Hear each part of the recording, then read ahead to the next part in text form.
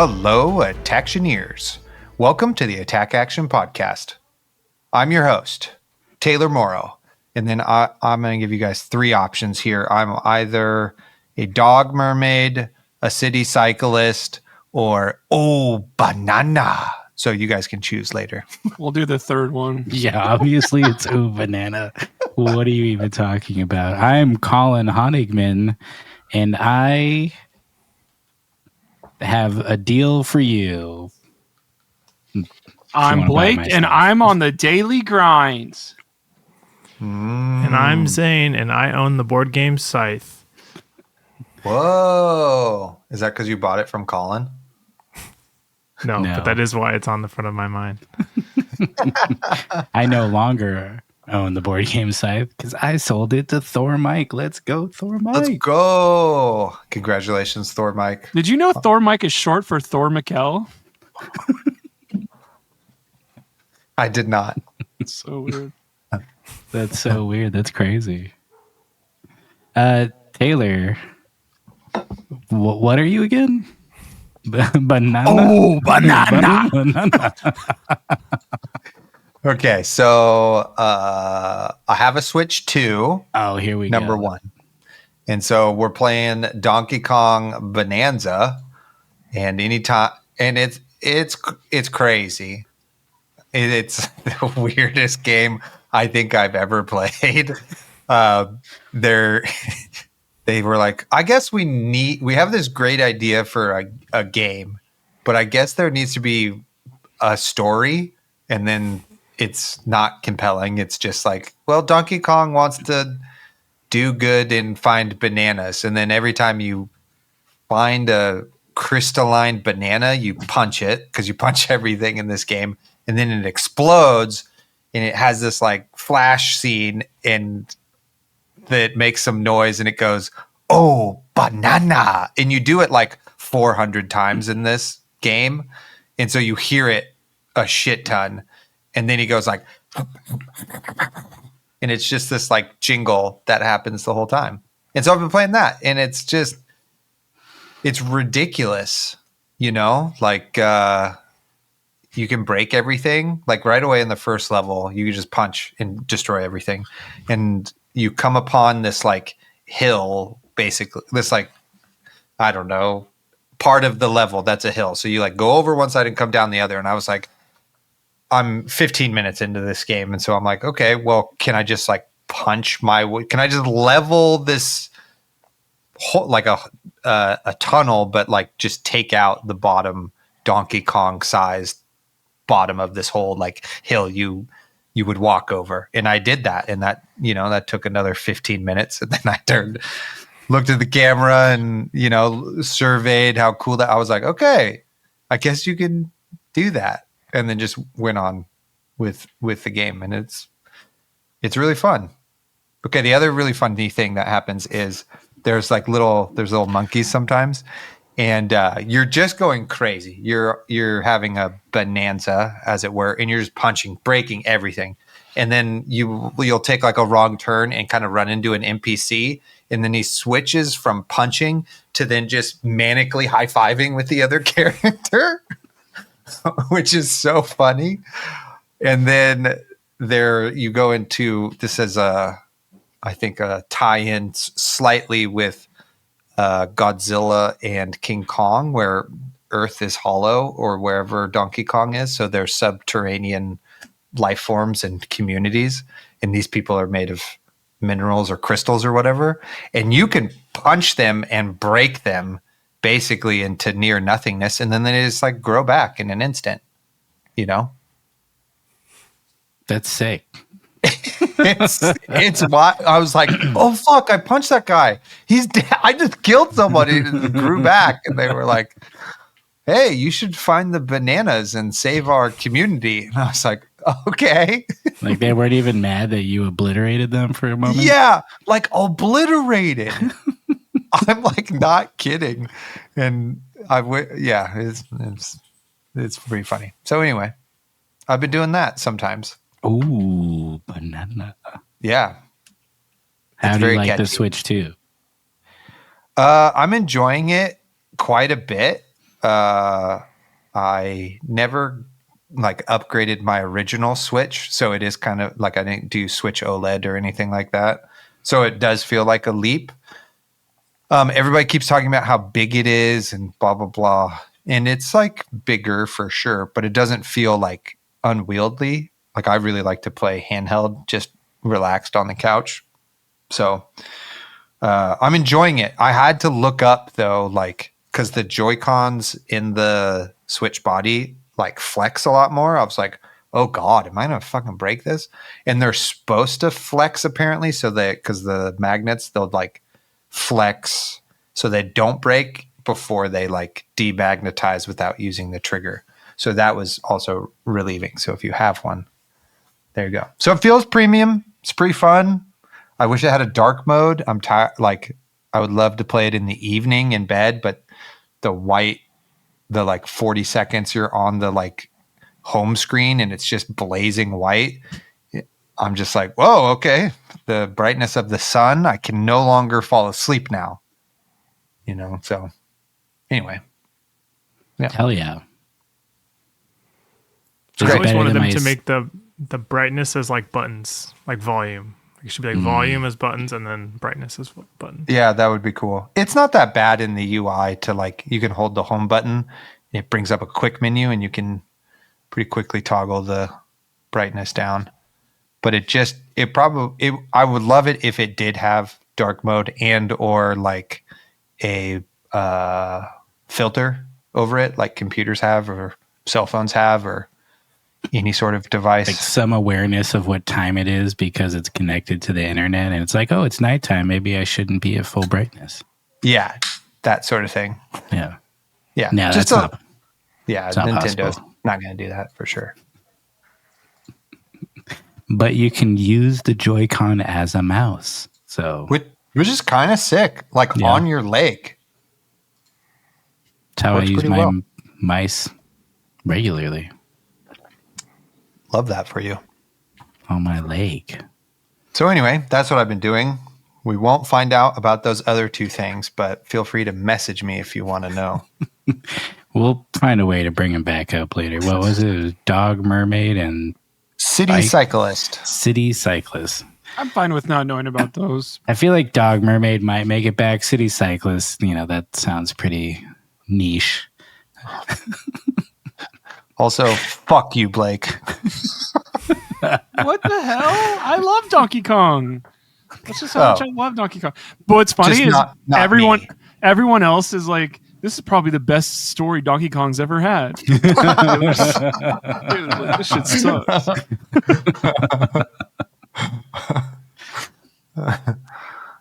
Hell yeah. All right. Well, I am busy selling my possessions. So if you want to buy any board games, come join our Discord or join our Patreon, get in the Discord, and then let me know which of my games that I've posted that you want to buy from me, because I'm making room. We have a big collection. And by we, I mean me, because my wife does not play with me, so they're all mine. And I can't blame anyone but myself and my tendency for retail therapy.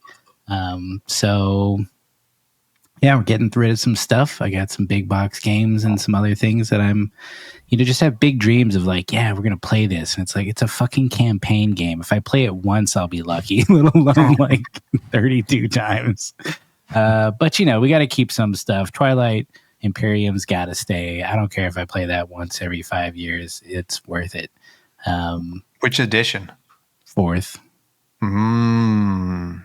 Yeah.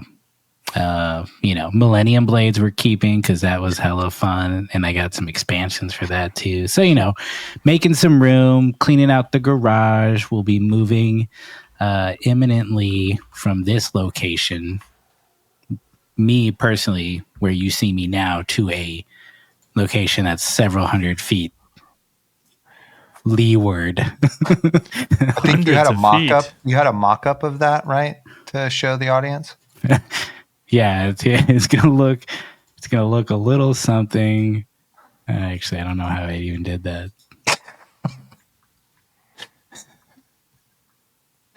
Nope, I don't know how to do it. Cut that part out. It's gonna be Leave that in. it's gonna be a great big space that hopefully doesn't just look like a garage. So yeah, that's me. I'm getting rid of shit and moving on, letting go of some things. It's nice to let go of some stuff sometimes. It is cathartic. Yeah. Blake, you're on Grinder now or something like that? Speaking of letting those things go, I'm gonna be getting out of our local Discord because I made a thing called Film and Television, and I saw some actual bunch of posts in there recently. I was very excited to see what people had to say, and somebody asked, "Anybody got book recommendations? Anybody got favorite books?" And everyone talked about books for literally, I think, an hour one night, and I was like, God, you guys, disappointing, man. Like that. This is not what this is for. Go ask somewhere else about books. This is not our forum at all. Like, books are literally longer to do than movies. They're less cool in every way. Like, what's going on here? Famously, Whoa. books longer to do than movies. Yeah, by weeks. I I don't really have time to watch movies, Blake. You watch so many movies. Anybody got another fantasy thing that has 20 copies of things in a row to do one after the other? Blake, books are movies of the mind, bro. Yeah, you think your mind is better than Quentin Tarantino? Get a life. Yeah, my mind is better than Quentin Tarantino. Oh my God. Speaking of movies and Quentin Tarantino, I went to The Whole Bloody Affair, which is Kill Bill 1 and 2 put back together. Sick. I will say Kill Bill 1 blew my mind when I saw it on DirecTV once. So finally getting to watch it in theaters, it's going to be a top 5 movie for me of all time. It is that good. I am that happy I saw it. And I think it's something where, how do you get people to care about movies as much as you do? It's a very big, I hate saying litmus test, but like, if you watch this for 2 hours and you don't come out of it being like, movies are so cool, I want to make movies when I grow up, it's not that there's something wrong with you. It's just, you're not going to get movies if you don't think Kill Bill 1 is very cool. It is very cool. I was jealous you went and saw that. How long do they do an intermission between both films, or they just fucking go for it? 15-minute intermission. So we're all gushing about how good the first one is. And we got some snacks in between, kind of. But it was a 4.5 something hour like experience of doing the whole thing. And like, I think what's interesting is they did them in back-to-back years originally. I think it was 03 and 04. And the less amount of time you have to talk about the first one, the better the second one is. But it's like the first one is just like 8 music videos put together and all cool shit, and the second one is like we got to actually put some story to the first half, or there's no point in you watching. Yeah, this first one's, oh wait, let me explain all that shit I made up in the first movie. That's tight. What was the snack approach? Did you like strategically map out what you were snacking on over the 4.5 hours? Great question. Yeah, love Great this. question. Yes. They got it. My friend was like, anybody want iced coffee? And he asked with like 4 minutes before. And I was like, I'm not going to say no, but this is going to wire me up. So here we go. I ended up getting a bunch of crunch and a peanut butter M&Ms halfway through of like, we're fading. And then it was like, I guess I didn't get another drink, but it was straight. We walked straight to dinner afterwards too. Like, because everybody was like, Quentin Tarantino likes Bill a lot more than, or David Carradine a lot more than we do. It's not. Is it David? Let me make sure I'm saying the right Carradine. It's. I think so. He's like, he likes David Carradine a lot more than I do. I was like, I was having fun the whole time, but maybe it's a little bit. I realized, because Friday night was a wedding. Shout outs to Paul Selinsky. I am fat and it is time to lose weight. So there was a little bit of Saturday of like, even through my like, I shouldn't be eating. I had a couple snacks, but it was like, all right, focus. And then that night I got so stressed out I couldn't leave the house. I was like, what is going on? Is caffeine and iced coffee affect me that much? A lot of stuff. A lot of what is it called? Questions and not answers. Big day. Yeah. Smaller today than I was going to. Yeah. The meal after the movie is so much better than the other way around. Yeah. I feel very strongly about that. Like seeing a movie with friends and then just being like, okay, see you later. And then going home is like lame. Going to dinner after or whatever is so much better. I really appreciate the after film discussion. Like even I just saw Fantastic Four and had to kind of like unpack it, you know? And that's just a superhero movie. We talked about a lot. Like, it was very nice. It was another film guy, a reporter, sports reporter person, and then it's my friend who's very into magic, and like she's one of the main content creators. So it was like we are people that know film terms talking about it. It's like it was very nerdy film talk, and our poor waitress was like, I'm so glad you got to see both of those movies in theaters just like you wanted to. Like, okay, you've been eavesdropping. Got it. It's very funny. Dane, what have you been up to? Not a lot. Wife's been down. She's been not feeling well. I've just been studying for LSAT and working. Not a lot of interesting stuff going on around here. I did watch Happy Gilmore 2 though, which holy, what a film, right, Blake? You should do Happy Gilmore the whole bloody affair. And I kind of did over the course of the weekend. We like watched the first one on Friday and then the second one yesterday. So I guess there was a 2-day gap. But is it worth watching? No. Were you a huge Happy Gilmore 1 fan? No, but I liked it as much as a normal person would, you know? Yeah. I for sure was. You were? Oh, yeah. I mean, it's very good. It's just I wasn't one of those people that anchored it as a part of my personality. I anchored many movies of the same caliber as part of my personality, but that was more of like a family thing. We like to quote movies in my family, so yeah. I mean, I did that with some movies, but Happy Gilmore didn't quite get there. What we have ourselves here is a failure to that one. Do you guys know that quote? Okay, I'll go over here. It's more of a Zoolander guy. Oh, also for good. Sure. For sure. Also good. What we have here is a failure to communicate from Cool Hand Luke. Wait, has anyone else seen Happy Gilmore 2? No. I'm not a big Adam Sandler film fan. Truthfully, there are some that I think are good enough, but for the most part, I'm like, nah. I mean, this is probably his best, right? Like, this has got to be his most impactful, I would say. The sequel or the first one? The first one. What about Uncut Gems? Billy Madison was also a good one. What about 50 First Dates?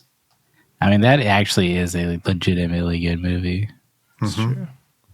Uncut Gems is such a experience thing to watch. It was so good. I think it's one of the best basketball movies ever made. Yeah, it's really good. And it just, oof, what a movie. He's got range, man. Sometimes he's got range. Other times he just has a Netflix deal and shits out movies. He's also like very clearly actually athletic. Like, I know that there's been like reports of like he plays basketball and stuff, but like the whole Happy Gilmore shot is like actually very hard to do, and he clearly has to hit the ball. Like, he's obviously not driving it that far, but he's making solid contact in like long shots and doing it like 100 times, and Dude, He's clearly good at justice golf. for Happy Gilmore right now, and Adam Sandler. You know what was a good movie? It was that one where he was the basketball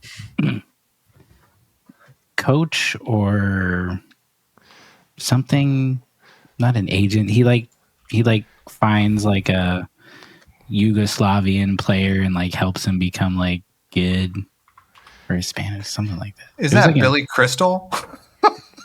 no, that was My Giant? no. It was like you should see this movie, Taylor. It's like a good basketball movie. All right. I gotta Oh, wait, somebody look it up. he's in Waterboy too. I forgot about that. I love Dude, that movie. Waterboy. I went to summer camp with the son of the guy who does the Creole gibberish, the farmer guy. Oh, yeah. That guy. I met his dad, and we were all just like, "Do the fucking voice," and he was like, Well, thanks for joining us on our Adam Sandler podcast. The "Adam" Adam is the name of that movie. It's pretty. Adam Action Podcast. It's been a pleasure. Join the Patreon, etc. Colin, I believe in the last episode we had a giveaway for the Calling Kansas City in Kansas. You son of a bitch! You're right. Who is did. that winner? Everyone, hold your breath. Starting now. Wheel of Even Names. if you're driving.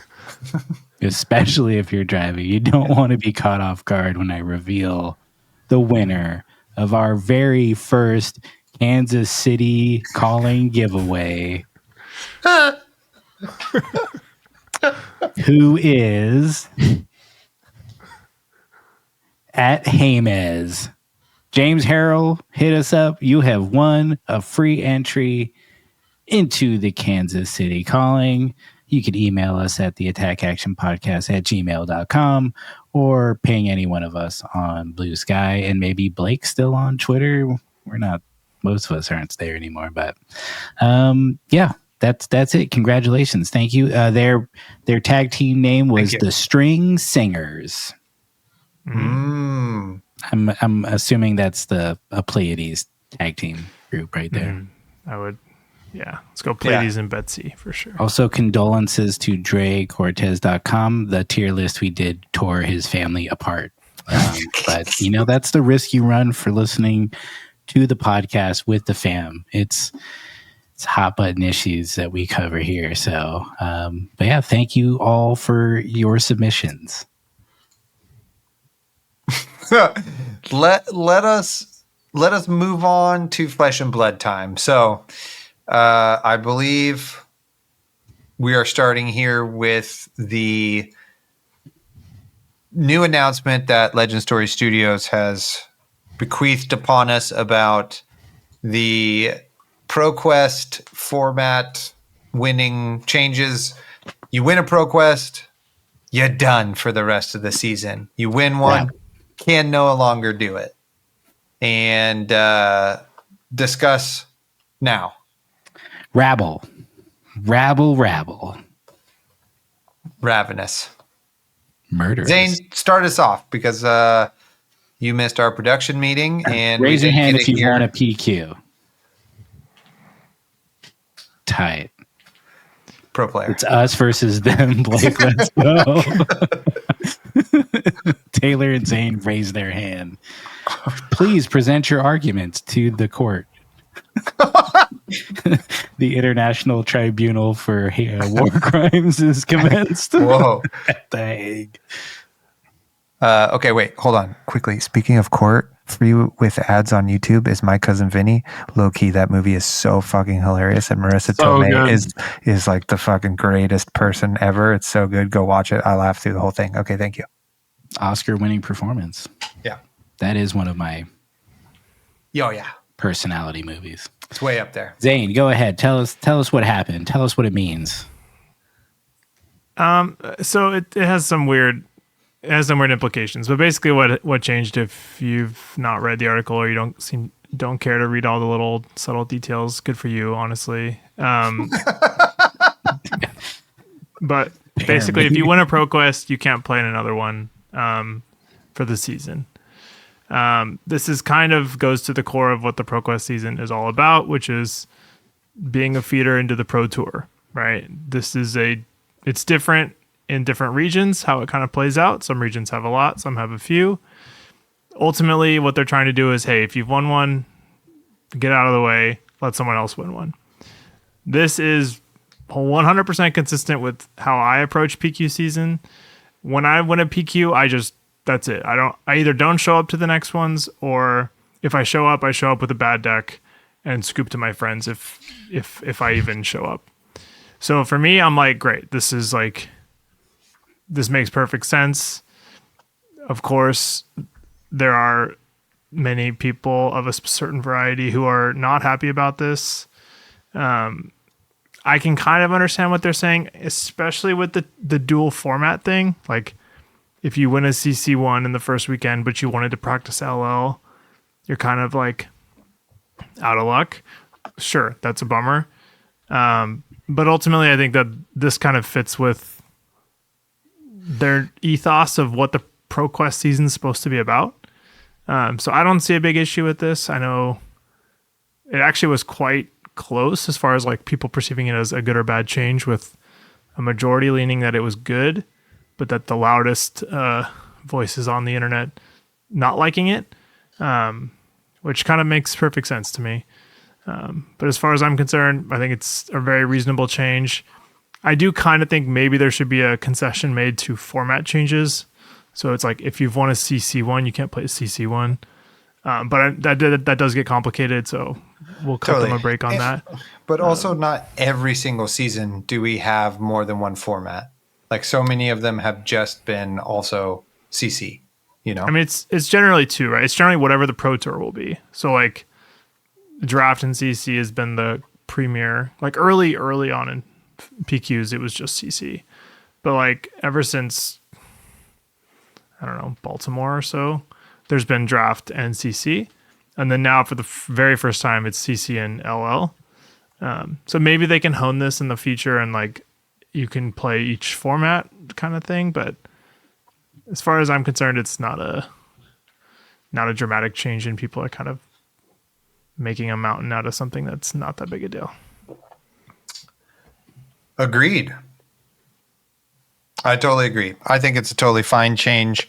I mean, like you said, I can understand that certain people are used to playing PQ season a certain way, but you're going to have to adapt. And, you know, like, I just think of, you know, I've only won one PQ. I have one cold foil, and it was fucking sweet.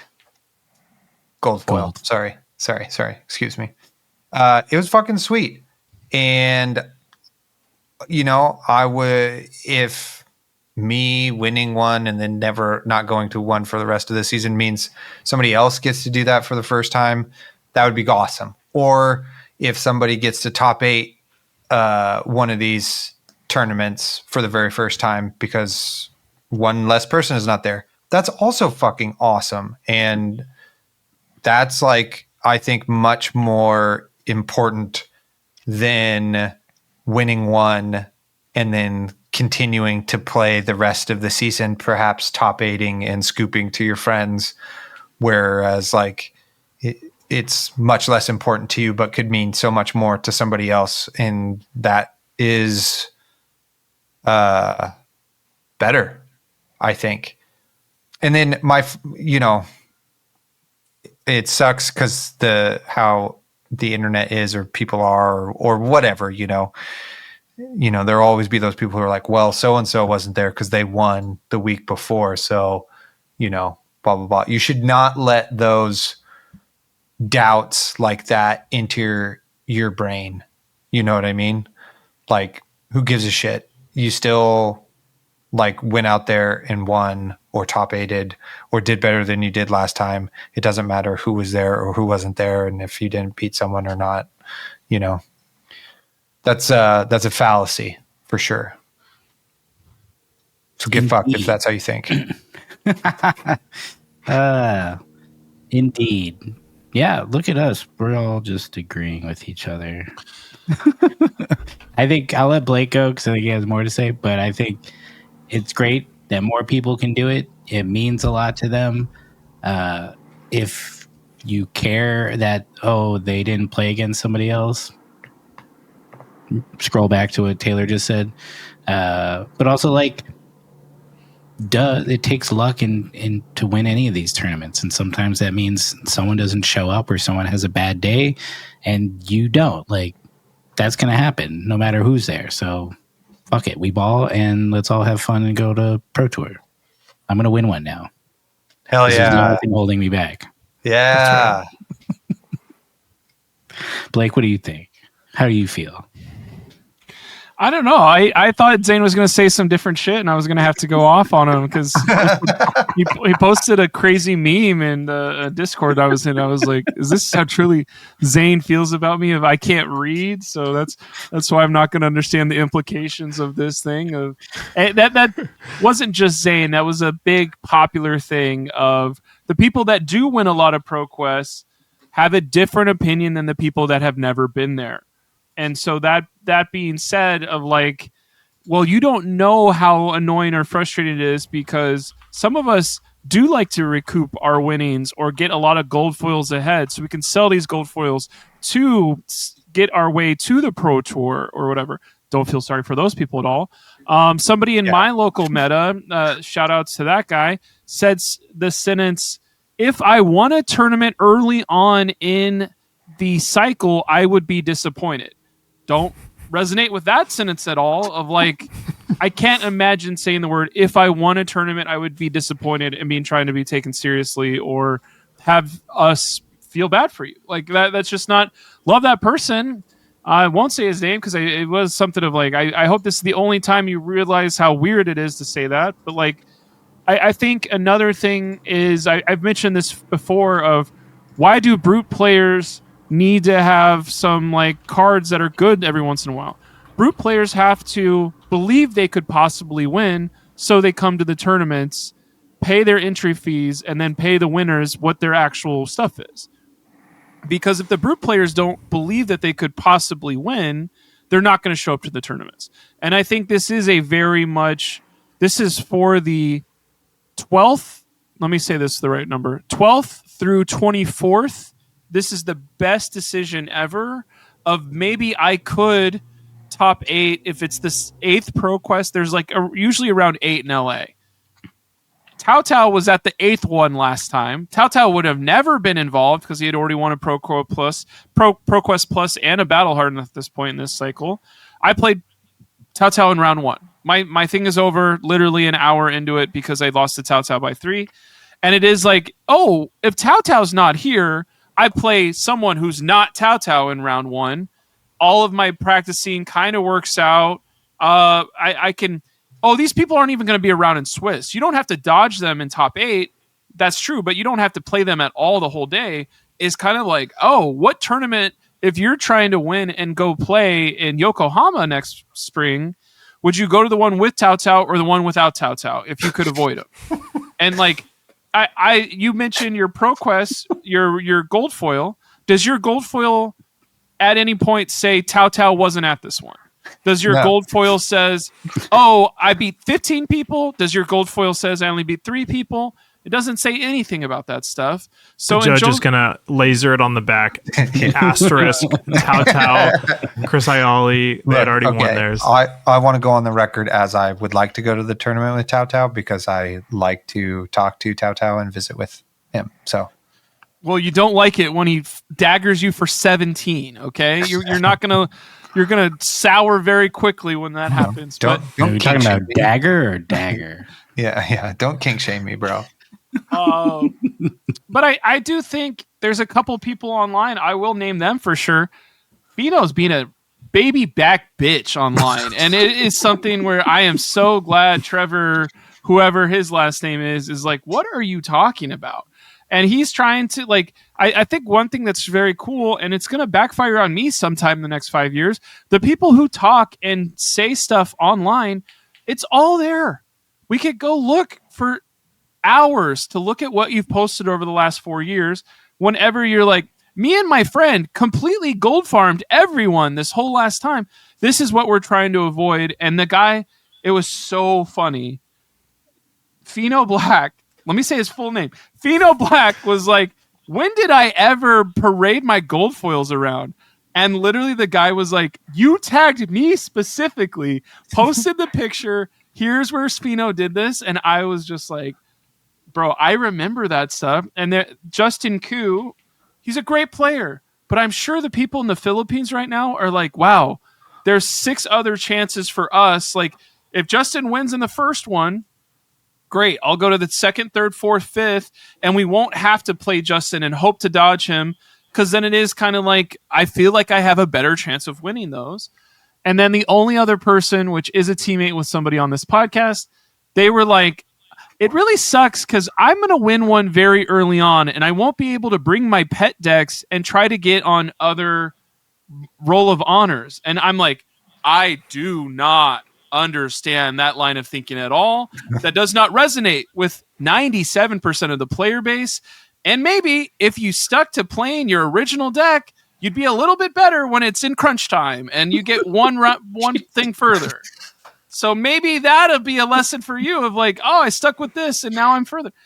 Don't know who that person's name is, but it is something where like everybody's getting to be revered or reviled right before Super Slam shows up. Of like anytime Pheno Black is on camera, I'm rooting for the other person. I don't care who it is. Like this is a clear heel turn of like, you're not likable. Nothing you're saying makes sense. And like, oh, I should be able to beat my locals as badly as possible and profit off them completely, so I have the money to go to this because I'm a better player.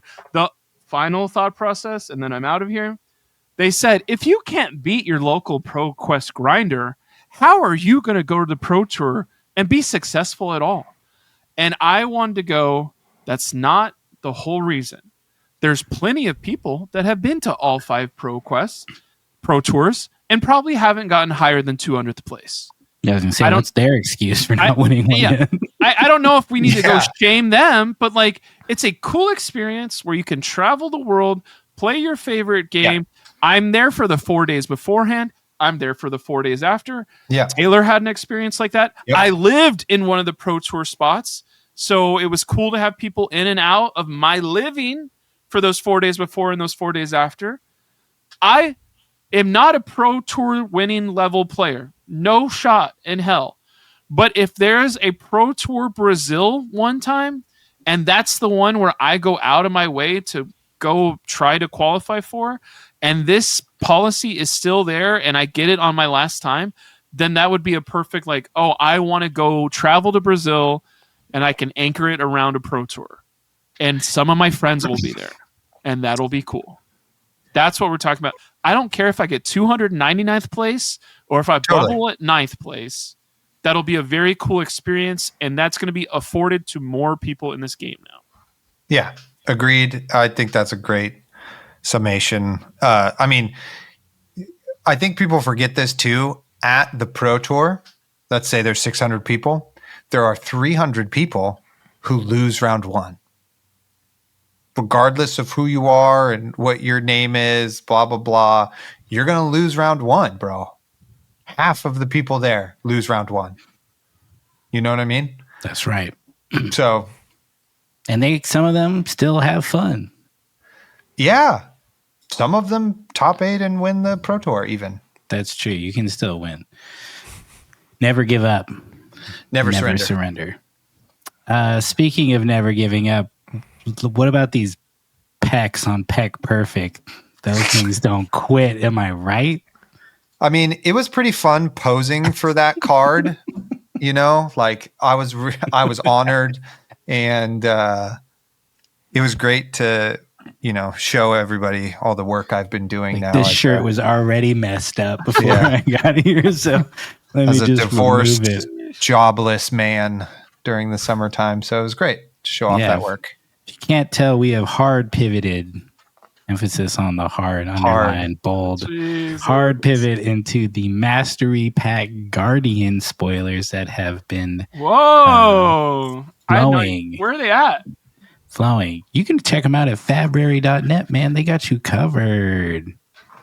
Let's go. All right, we don't have to cover all of them, but I want to hear what people are excited about, both from an artistic pre-art draft perspective, from just good cards, and of course any hot bods going on in here that we got to talk about.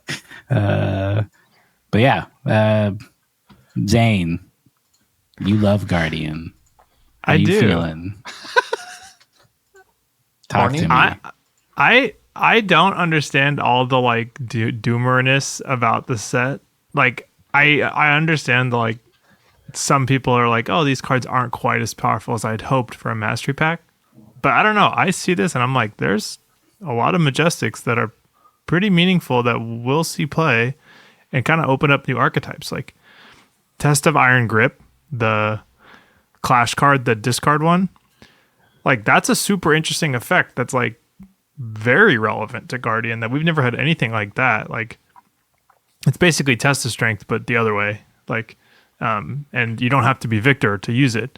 And I don't know. I think like there's some like powerful upgrades in this set, and there's still a lot that hasn't been spoiled. There's like, I don't know, 10 or something Majestics we still don't know. So I don't know. I'm excited. Is it I really think it's that gonna many, or is it like 3? Well, I guess legendaries or Majestics. I'm looking at like the Fabry, like with the placeholders. Oh, We I don't should know do that real 5. quick. I'll go over We that. don't know 5 through 13. We don't know 2, and we don't know 23, and all of the ones above that are Majestic. So I mean, who knows? And there's rares. Like, half the good Guardian cards are commons. Like, and there's obviously a ton of those we don't know. So yeah, I don't know. I'm hyped for this. I think it's a fun product. I'm curious to see like all the implications. I think Valda is going to be impactful, like right out of the gate. I think Leave a Dent is super fun. That you can like give a card crush that doesn't have crush. That card is crazy. I love that. Just destroy the top 4 cards of their deck is fucking crazy.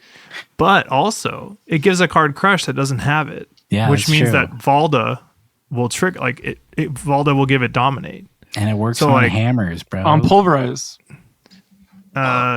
It doesn't work. Yeah, it works on Pulverize for Valda. It does work on hammers, but not with Valda, I don't think. Oh, it should. It should, right? I think Valda says cards. Oh, shoot. But I mean, Toast. anyways, like there's a lot of options. Or you can put crush on Macho Grande or whatever. Dude, speaking of, Double dominate. we got a new Macho Grande. We did. It's so much better. Matcha Shit. Granda. Macho Grande, exactly. The female form for those who don't speak Spanish, which looks dope. She's giving fucking the big sister in Encanto, and it's tight. Yeah. And new flavor text. Nice. The dizzying sights of Everfest are as strong as the ale. Valda. Fuck yeah. Valda parties, dude. I completely agree with you, Zane. Like, I mean, I think there's just a level of like, these cards are really fun. Like, really fun. Like, the art, like, it's one of the things I think maybe the Guardian class does really well. Like, as I was preparing for this podcast, so many cards evoke what they do and their title, right? Like, Headbutt is a dope picture of people headbutting, you know? But it's so good. It's just so good. And and like Peck Perfect. Literally a pair of perfect pecks. You know what I mean? And it's just like for it to be successful, I mean, sure, it does need to have like competitive cards or whatever, but it also could just be like fucking fun and cool to open and, like it's going to support crack shuffle play, which I was thinking about it today. I was like, I can't wait to buy like 3 boxes of Mastery Pack and then just fucking go to town at the bar with some homies, just being like, check out these packs, check out these quads, like get crushed, get fucked, let's drink some more. It's just like, that's the vibe it feels like. I'll take another cider. Yeah. If I crush you. So I'm stoked, dude. Clash of Bravado's sick too. Like, yeah. If you get crushed, you have to take a shot. There you go. Oh shit. I feel like Headbutt is a standout for me as like just one of the coolest just thematic things where if they don't have a head equipment equipped, you do +1 damage. Like that's just so funny and awesome, and everything about it is cool. So I think that alone I'm in. But yeah, I agree. I think all of this is fun. It's a lot of different stuff. There's still a lot of cards to be spoiled, as Zane emphasized. So, there's still a lot of ways in which this could really change how the multitude of Guardians that you can play can use these different cards. Blake's counting how many Guardians he can play on his fingers. So I feel like there's a little, maybe it's a little like milk, or I was gonna say milk toasty, but like lukewarm, because it's like it's going in a lot of different directions. Because there's Clash, there's Crush, there's some Valda stuff, there's I don't know, some things that kind of feel specific to certain heroes, but I feel like that's kind of what you want. You want to like support the variety of things that we can do with Guardian without just juicing, the class to an unhealthy level, because it's like it's an entire set just for Guardian. So we'll see if they can thread this needle and it's like good but not meta breaking, but so far it just seems fun and cool, and yeah, I'm into it. Like you said, like there's Clash in here, and I feel like there's a cooler design of Clash too, how it's implemented in these cards, like kind of if this then that type of thing. And I don't know, I just like that design space. Also, shout out to Put Them in Their Place. I think that's a sick card. It's like the card for me, for like that makes Valda like it's very sick. Intriguing. Yeah. Okay, last thing I'll say, and then we'll let Blake go off, is if there is no Betsy log in this whole fucking Guardian burn this place down pack, I'm gonna post a picture of a log every freaking week on social media until we get one. It's gotta be every day, man. Once a week. I don't have time for that. I'm gonna burn this mother down, Blake. Okay. I have a couple thoughts. I'm not saying you're wrong, Zane. I just want to check some work here. We have break stature at 14. What's he wrong about? I think the 8 cards, there's 8 cards before break stature. There's 9 cards between Testament of Valaha, whatever, and break stature. I think that's going to be 2 pairs of two suites of equipment for 8. And then there will be like either a legendary equipment. Mm-hmm. I think 002 is either a better weapon that we haven't seen, or maybe another hero legendary card. MPG 023 is a legendary. It's either going to be a Guardian action aura or another Guardian instant. You mean Majestic? That's a Majestic. I think we're looking for like 2 or 3 Majestics instead of 13. If I had to guess, put my money where my mouth is, just because you might be right, but the equipment could be Majestic too. Or True. I'm agreeing with you. I'm agreeing with you on that.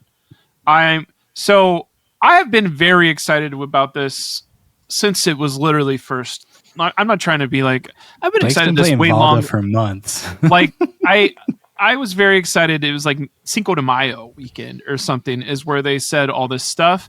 We got a rupture, we got Put Them in Their Place, and then the shield, and then the D-React. I don't mess with the D-React though.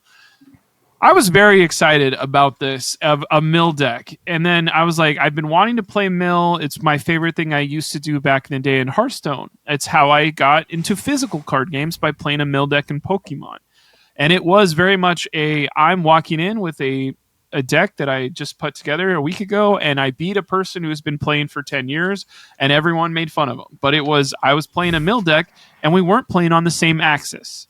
And I love alternate win conditions. And I love mental damage of like, how are you going to beat me if I get rid of all your tarantula toxins? You can't wait for your tarantula toxin turns if I crush your tarantula toxins out of your deck. I crush your blood rush out of your deck.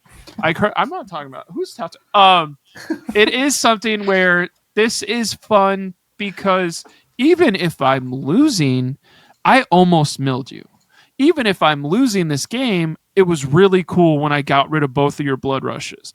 And now I'm presenting a game state for my opponent where they're like, I have to kill this guardian with only one of my blood rushes. And it kind of makes those stories of the games, the legend stories, are all different instead of just, well, it was kind of what you expected. It was me into this, and I lost. That being said, we got way more mill cards than I thought possible. So I'm gonna do my dead level best to make it work. I'm very excited about it. There's some of these cards that don't really synergize together. Of like, you don't want to put non-attacks, but here's the aura daily grind, but it's only better if you put only attacks. Here's the block, but it's only better if you put only attacks. And it's like, okay, we're gonna have to figure out the right ratio, or I'm gonna have to pitch the Iron Fist test until the end of the game and use Test of Iron Fist kind of like a provoke effect. Provoke is so much better at the end of the game if you're a warrior. You're going to pitch it till the end. That one's a blue, thank God, but this Test of Iron Fist is not a blue. It's going to be harder to do that, but maybe that's why you're wearing your tectonic plating. So no matter what, you can pitch a red to the bottom, save it for when you know there's a bunch of attacks coming up. I'm excited to figure out the minutia of that, to get the, like, mill decks are notorious for, you have to get every single one of your resources all the way or you lose, and you have to knock your opponent's resources out. I'm fully aware of that and excited about that. Same. However, there's a however. The negatives for this that I've heard that I can kind of either echo or agree with is kind of the thought process of, for the last couple of years, I've been told, well, there's a mastery pack coming out. You can wait for that, and you'll have a better thing, Betsy. You'll have a better thing, Bravo. And I think what's interesting of like, which one of these cards are best in slot, best attack ever. It's going to be better than either Crippling Crush. It's going to be better than Pulverize. It's going to be better than, we don't have those. These are kind of side grades, or try the mill version of your current deck, and then instead of here's a 5 cost red 9 damage attack, which is the exact spinal stuff, but it's Peck Perfect instead. And spinal may be what you want to stop some decks, but what if it's a 1-for-1 change of, if you're the mill version, you take out spinals and put in Peck Perfect. And then these are side grades instead of upgrades. And like, Guardians have been kind of in the dumps for 2 years because of New's gone. Are you excited about this? Victor has some stuff, but no, there's no Victor specialization. There's just, well, this kind of works the most with Victor's hero power, but we don't have, like, I thought we were going to see a specialization for everybody. So that's what I'm kind of interested in, is in the next week, is there going to be like, oh, here's an extra shield, or here's an extra, like, what is that final Majestic? Is it the best one? Because I think if you're a Guardian main and you're like, I'm so excited to play Betsy, but she just hasn't got anything, and you were looking for slot cards, well, she got Drink 'em Under the Table. Well, don't worry. Mastery Pack Guardian is coming out soon, and there's no way they print that without giving you guys support. And then if it doesn't happen, it'll be like, oh, what am I supposed to be as a consumer from now on if there's not a log in this for Betsy, or if there's not, like, I need, honestly, Bravo has been shit for a long time. So if there's not a Specialization Bravo, like even his last one was very good for a little bit until it wasn't.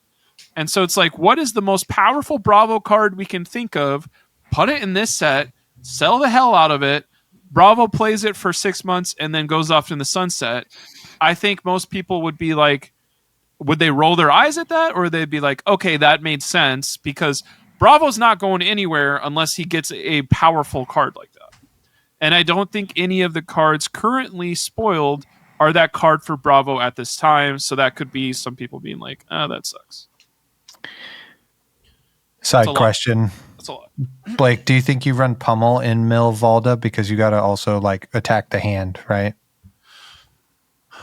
So what's interesting is Pummel never gets discounted.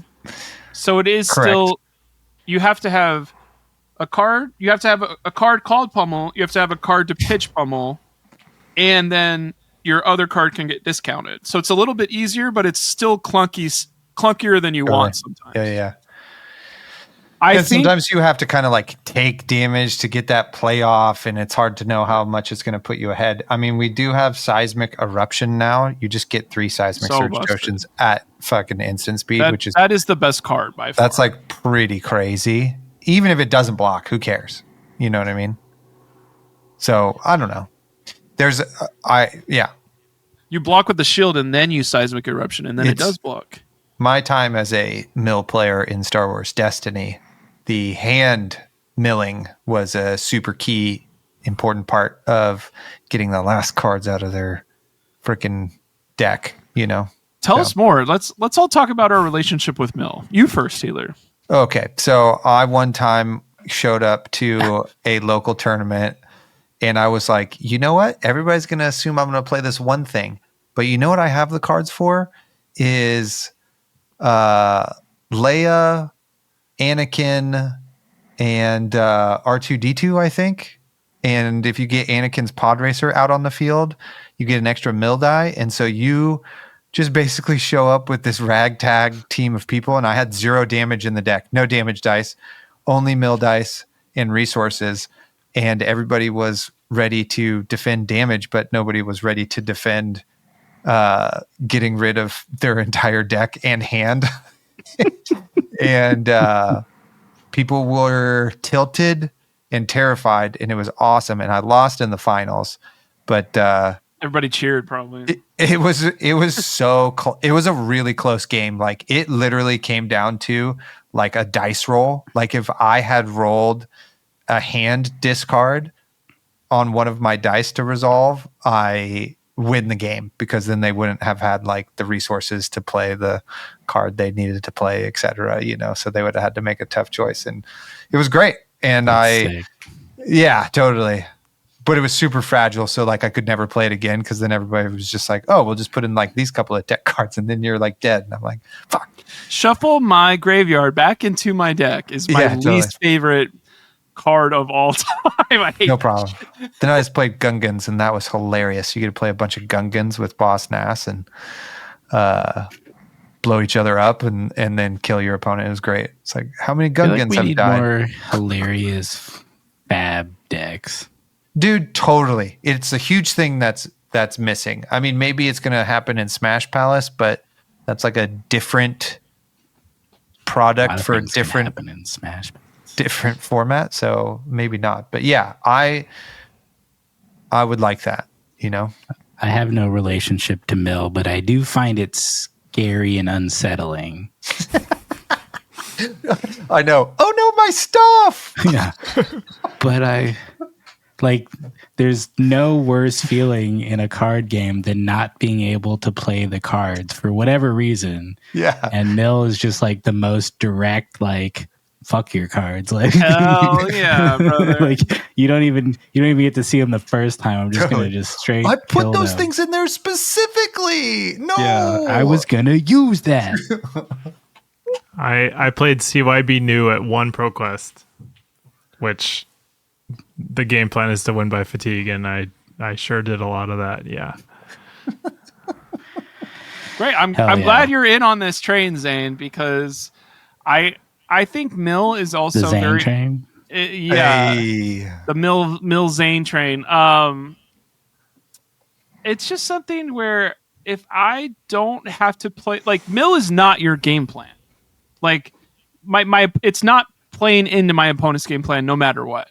Like, and I think Fab is super interesting that we haven't had a legit Mill deck.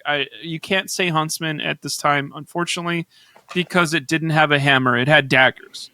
And I thought for a year and a half, if Huntsman had a 3-for-4 hammer, he probably could have milled a lot more of, like, I'm getting cards out of your deck by you're blocking my hammer.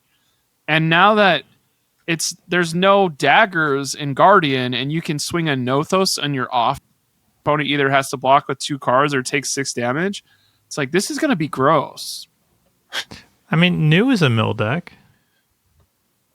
I didn't think new. so. CYB new. I didn't think so at all, but like she's still destroying you with other things. Like, she's using your opponent's cards to beat you. Like, yeah, but like a big part of that, like you would take weird lines to like play a double trouble over like a much more powerful effect just because it says mill 2.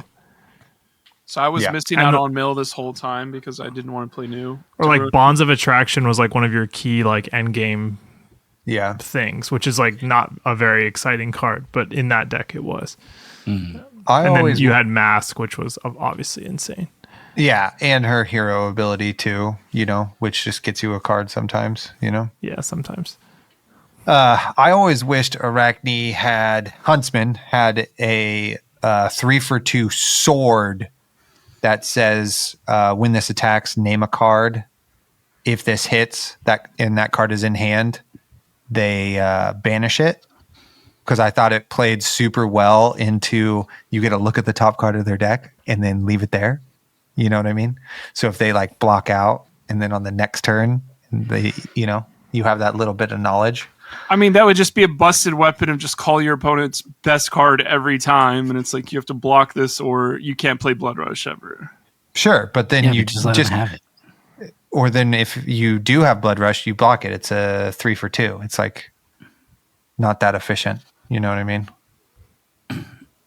Taylor, what if there was a dagger that like went to grave and then could come back out of grave and get +1? I would call that card Graven Call, and it would be my favorite assassin card. Yeah. Boom. Just get it tattooed. What if it milled too? Oh shit, dude! Then I don't know why I would play any other hero. I was so excited. I'm so excited for Mastery Pack Guardian. I didn't even realize it. That spoilers came out, and then I was like, I'm putting Betsy together, and I put Betsy together, and it's, it's fun as hell. I need to do that too, dude. It's so fun to pitch a blue, use Tunic, and then have drink them under the table be your 2-card play. It's so great, and you're like, get a 3-card play that overpower. Yeah, totally. Or pummel. Yeah, I think Mastery Pack is going to be fun. TBD on whether it's impactful on the larger Guardian class and meta, but other than Valda, I think, she's going to be a new interesting thing, but we'll see if Bravo gets that little boost, little tickle he needs to get over the line there and join his older self, maybe his Starvo in heaven. Our Starvo who art in heaven. But yeah, I think sounds like we're all pretty up on this, which is fun. Let's not forget to hook up Jarl just in case. We're hoping Jarl get something too, because we don't want any Jarl mains coming after us. We are pro Jarl on this podcast. We've been public about our love of Jarl. Thank you. Yeah. And now is when we go, wait, what is this card in the generic Majestic slot where it says, discard this to -1 your opponent's attack. And boy, does that seem like it's a defense reaction for your allies, which they said they would never print because that would be so abhorrently awful. and I'm thinking about swinging a command and conquer at a chum because I already killed the Sawbones earlier, and now I have to wait until my opponent doesn't have 4 cards, because if they have this card in my hand, I'm screwed. I mean, don't worry, Gravy Bones is going to LL before them. Fearless confrontation if you're trying to be like, what are we talking about? Yeah, I do wonder if this is going to be an issue, but we'll see. Has there, not to step on you, but anytime you or anyone has ever thought, I'm not sure if this is going to be an issue, hasn't it always been an issue in Flesh and Blood of like, people will degenerately play this and run it? No, the last time this came up, I was explicitly right. Everyone said that Death Dealer Marlin was broken ahead of U.S. Nationals. And everyone can pretend like they didn't, but everyone, oh no, they have to ban 3 of a kind. Oh no, Marlin can load 2 times with 1 bow. Oh my god. And like any Ranger player was like, it's not good enough. Like Lexi could do so much more than that, and she still barely like won against a lot of like defensive decks. And so Marlin, no, it's true. Marlin being worse than that was never going to get there. Like it was never going to be enough. I love that deck because that was when I was trying out Valda, was when everyone was trying 3 of a kind. Yeah, it was free. You could never lose to that. 3 Seismic Surge every time, and I was like, I guess I'll block with this card because this is free now, bitch. Yeah, as Guardian, I think you literally could never ever lose to that version of Marlin under any circumstance. You could be blindfolded. You could just like you would win. And now I see. Right. We'll note the time and whatever Blake said would happen, and we'll see if it happens. Yeah, whoever's running our fandom wiki, please add this in under. I'm leaving the door open that it could be an issue, is what I'm saying. I normally am pretty quick to be like, I don't think it's a problem. This one is like, this one might be. I do have one more dumb question for you, Zane, because I think you're relatively smarter than me on this stuff. Everyone keeps saying, which is relative. Oh, I think that Bravo mill deck will be pretty good. I'm like, Bravo? Why would you play Bravo mill deck? Like, I'm assuming they just don't know what they're talking about instead of they're smarter. But like, in every way of possibility, Valda is better as the mill deck, in my opinion, because you get some of her attacks for free, and that never happens. Like, oh, I can put dominate on anything is not what we're pairing with this mill shit at all. Anyone who's not like jumping to Valda as the mill deck is just has forgotten that put him in their place exists, or like has they read it 2 months ago and forgot. Yeah, because that card is clearly more impactful in the mill game than Crippling Crush. Even though Crippling's insane, but you have to take damage to do it, and like put him in their place. You won't always like. So okay, I feel better already. Thank you. Although people just like playing Bravos and other subtext. Losers. All right. Speaking of subtext, Colin, I believe we have a brand new segment.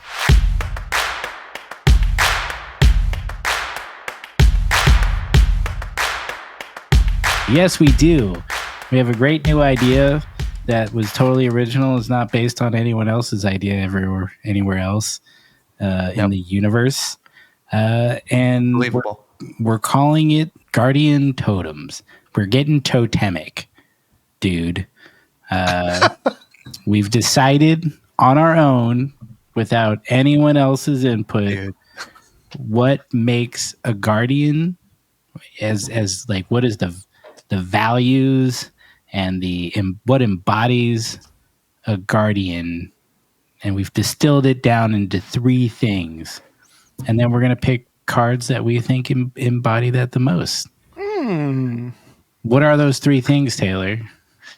They are the keyword crush, hammer, and shield. Boom. The totems of Guardian. But just to be clear, it doesn't have to have crush on it, be a shield, nor a hammer. So What? these are ideals that we are doing. They could be those things. They could definitely be those things. They don't have to be. So, what is a hammer? What does a hammer represent? What does a shield represent? What does fucking crush do? You know what I'm saying? A hammer represents other hammers. True. Yeah. I mean, obviously, that would be crazy if it represented something that wasn't a hammer. That'd be weird. So yeah, that's what we're gonna do. We didn't plan for any sort of ordering, but Well, let's start with our totem of crush. Totem of Crush. Yeah, totally. Classic. Love that. That's my favorite one, actually.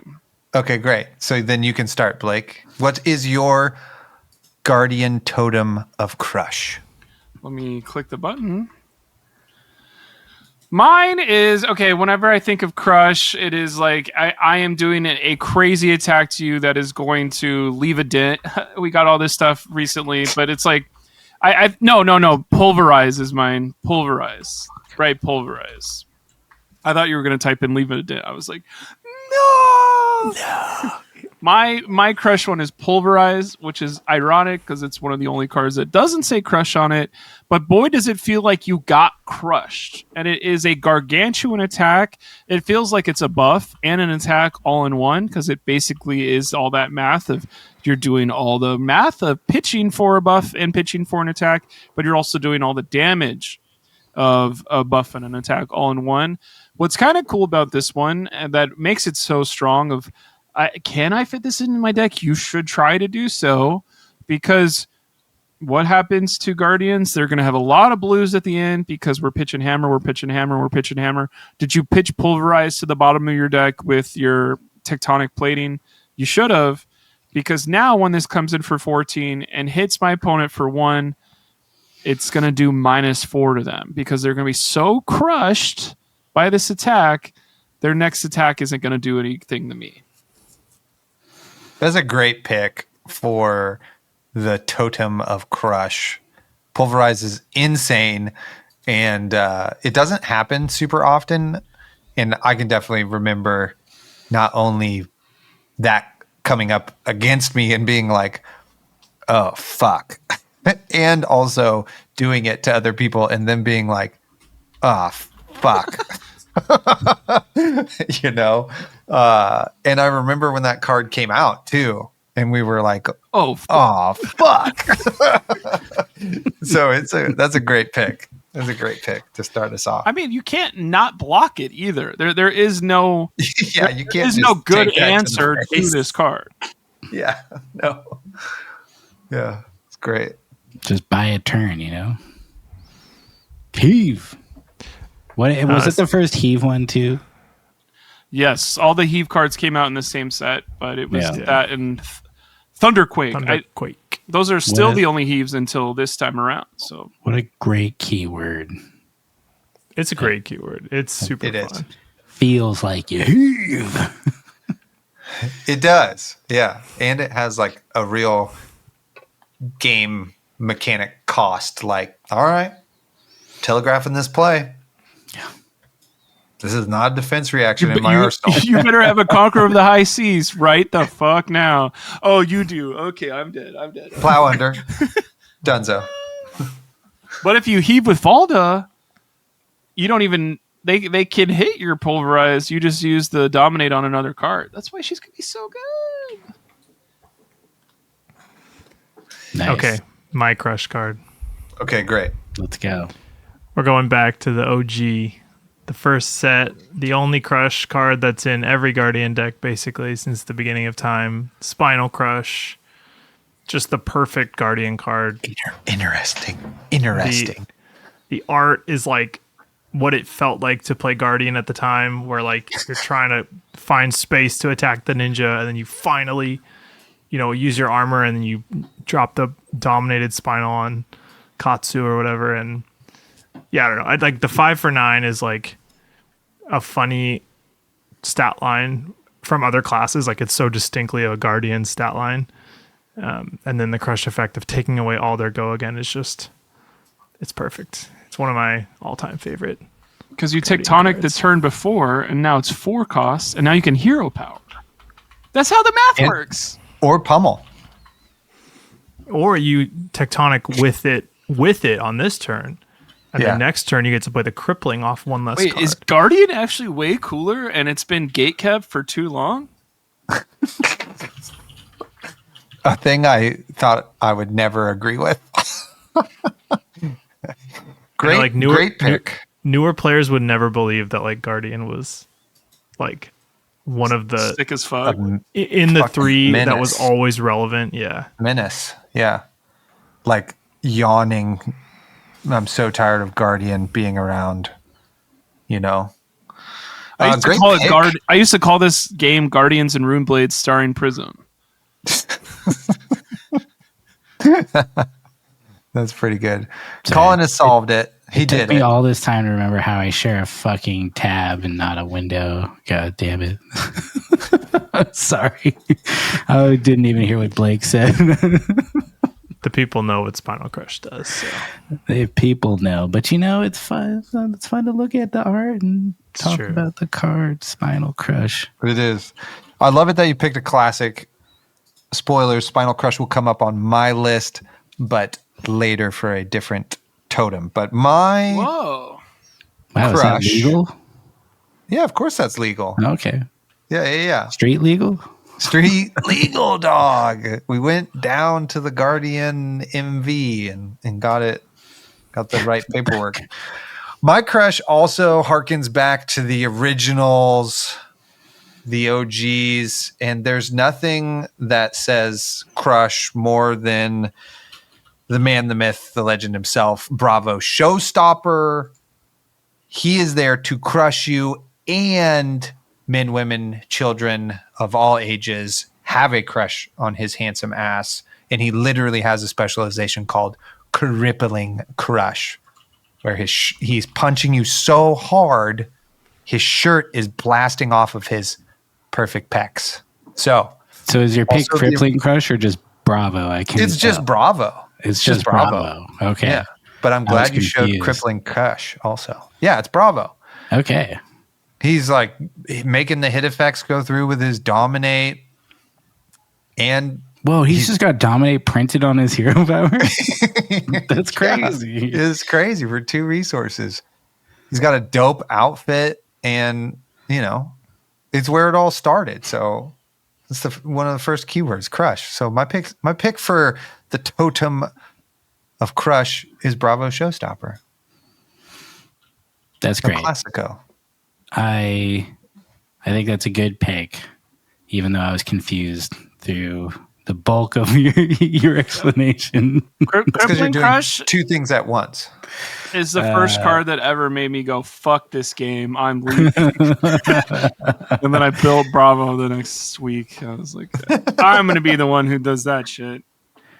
Borvo, he's great. I mean, really good design for an early hero. It's just straightforward, and you're like, oh yeah, I'm just gonna fucking dominate you. See how that goes. All right, so that comes to me for my totem of crush. There's nothing quite like crush when you feel the crush, when something inside you breaks just a little bit because you thought blocking with that piece of equipment was chill, and then we fucking throw down Mangle, and we just destroy that thing. We're just like, hey, you know what? Fuck whatever you're wearing, it is gone. I love the idea of this card. I don't even think it's that like, I don't think it's like a true staple all the time, but I don't know. It's where we first saw Yarlos. It's just really cool. And when it happens to you, you feel it, man. And it sucks. So it's a card so cool they had to build a hero around it. Literally, yeah. Fedem went so hard on this card that they were like, yeah, we got to do this now, right? Like, this is like a perfect perfect thing. Weapon and hero design fully just, nailed it on the first try. There will be no peace for warmongers like you. Yeah, as he says to the guy with the hole in his head. It's pretty messed up. How did this helmet even come off that way? Ugh. All right. So that's Crush. It's a big part of the Guardian, identity is just crushing people with their heart, good looks, and their giant attacks. It's a cool keyword. I think it doesn't get enough, praise, because it's like, hit effect by choice, and at rare times, you feel so powerful when it's forced upon your opponent too. You're like, hey, you're getting crushed right now, bro, and it's just I think it's a cool keyword for sure that says like, dude, it's a big attack. You got to block some of this or else something bad's going to happen to you, And then we got the second and third year of equipment in every single class. And then it became, well, I can block the first crippling crush with just equipment. And then by the time the second crippling crush happens, Bravo may be already dead. And then I think the other thing that kind of dwarfed it was like outsider buffs on Azalea arrows was like, not only is this going to be more damage than you present with your attacks in Guardian, but I only have to hit you with 1 point of damage. And I was like, well, that doesn't make any sense. But it did. But it did. For years. All right. Shall we move on to the Totem of Hammer? Hammer or shield? Which one? Hammer. He said hammer. Oh, okay. I heard shield. My bad. Do we want to snake back, let Colin go first? No, it's fine. Let's just keep going around. This ain't no competition. It's just there's no art draft. Vibing out. Yeah. There's nothing on the line except our integrity as podcasters. Yeah. For this totally original idea that we have. We're just saying words, and that is a podcast, so that's our integrity. We're doing it. Okay, so if I'm picking a hammer to stand for all hammers, I haven't really played this one very much, but it's pronounced Anothos or something. Anothos, I think, is a large reason why I love Flesh and Blood.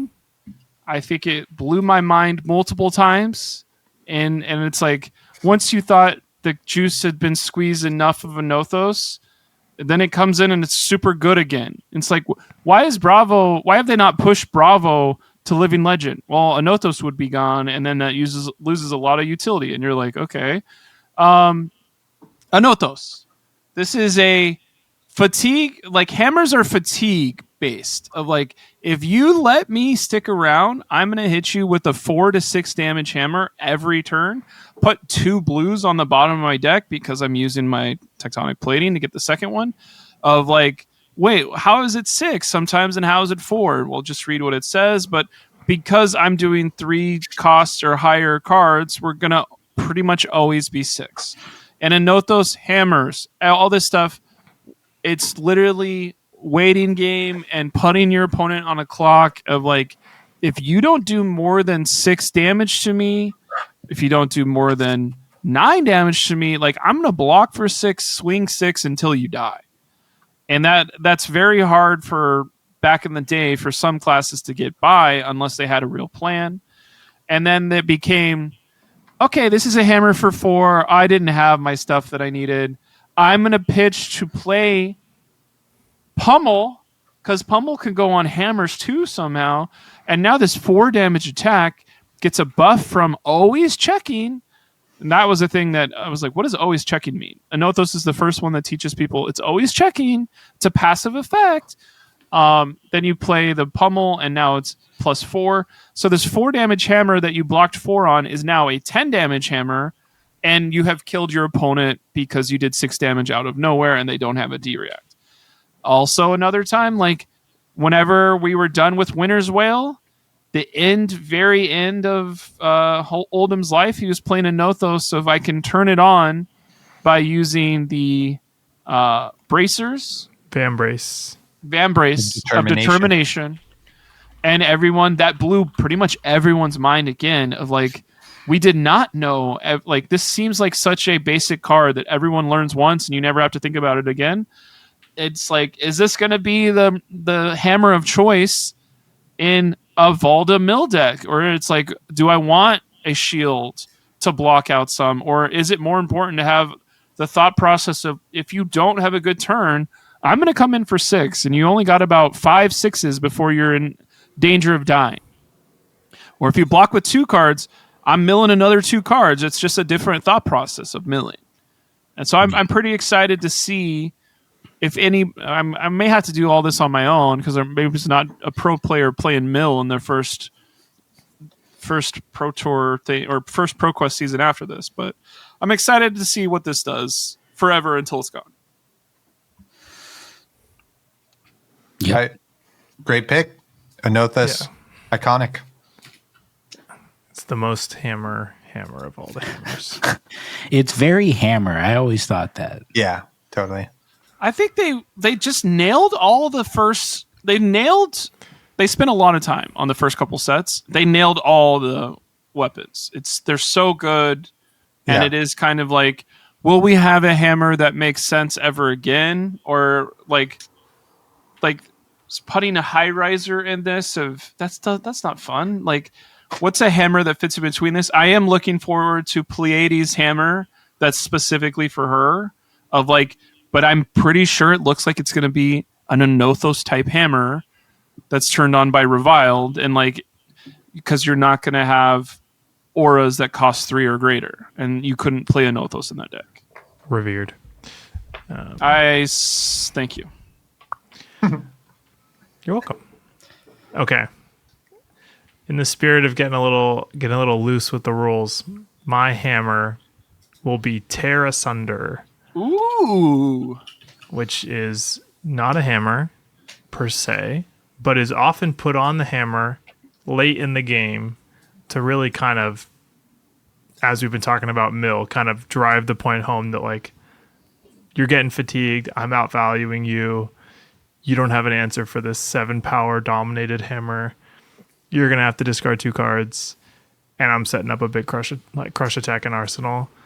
And it was like just the big pivot turn in Guardian that was always like so satisfying to hit. Obviously, you can put this on other attacks. Every so often, you put this on a choke slam or something. But I'd say 95% of the time, you're dropping this on a Nothos and swinging for 7. And yeah, it just doesn't get old. It's like one of those Guardian cards that just feels good to play. Yeah. Well within the rules, because as I said, it doesn't have to be a hammer. Yeah. It just embodies hammer. And Correct. I think 100% Tear Asunder, I think hammer, you know. There's even a hammer right there in the eye. Yeah, totally. Big hammer. Dude's as big as this mountain and touching the sky. Like, that's big hammer. I've never seen this flavor text in my life. Is that brand new? No. Yeah, they just added it. Heaven's old, eternal cold, the Allins return, right there. the fates Got it right here, dog. Dude, the All-In are back, baby. They are in Mastery Pack even. Great choice, Zane. I love it. This is a great main topic that we've come up with all on our own. My totem of hammer has already been revealed. It is also Spinal Crush. I feel like it embodies the idea of being hammered upon. That go again. So many decks want to do that. And like Zane said before, it has the perfect marriage of name, art, and effect. Like, I don't know how many times drunkenly around the table I've hung out with Mitch and he's just been like, oh no, Spinal Crush, boosh, boosh, you know, like mimed as he's playing fucking Ninja, getting crushed on the knee by a Guardian. It's great. And that kind of with how Blake was talking about pulverized feels like you get crushed. I feel like every time you get to play Spinal Crush, even if it hits or not, it feels like you've gotten hit with a hammer in the game. You know what I mean? Like you have to deal with Spinal Crush, like a hammer coming for you. So there you go. That's my hammer. Nice. Also loose with the rules, but not because it's within the rules, because there are none. These are very much the rules. Wow, really skirting the rules there, Taylor. Oh my God, you guys! I'm gonna write these down. I'm so edgy. On the edge. I like what you said, Taylor, of like, I'm going to take away your go again if you don't block this. But if you do block this, you're not getting go again either. So Yeah, I know. It's the same reason Zane picked it. It's a fucking perfect card. You know, it does both.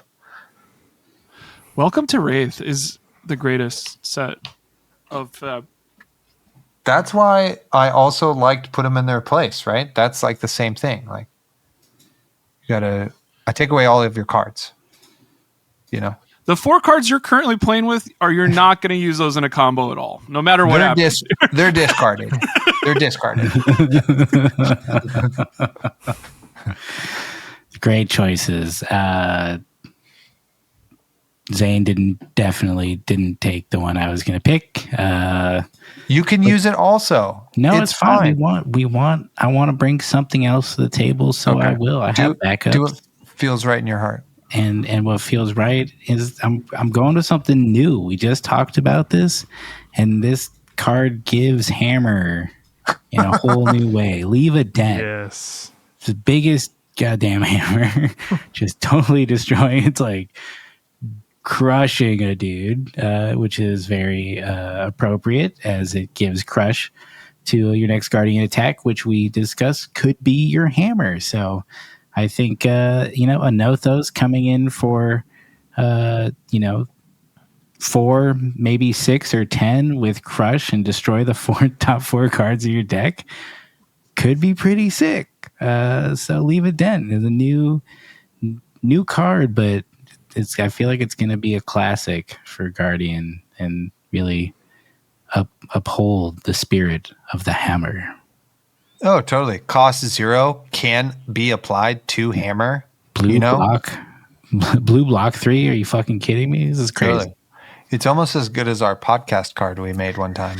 That's true. Also, Carlos Cruchaga, fucking goated. I was going to say, this is going to pop up in the art draft. Yeah, for sure. This has a hammer on it. Yeah, it's a big fucking hammer. That's what I said. Colin, did you check the rules on if you could pick this one? I also like to live dangerously and not play by the rules. So, Bug rock, man. I'm just gonna do it and see if Greg gets mad at me for it. Hell yeah! So we've got crush, we've got hammer. Now it's time, because we attack, but we also protect. It's shield time, baby. Shield time. Okay, so since I've been going first, this is a lot of pressure.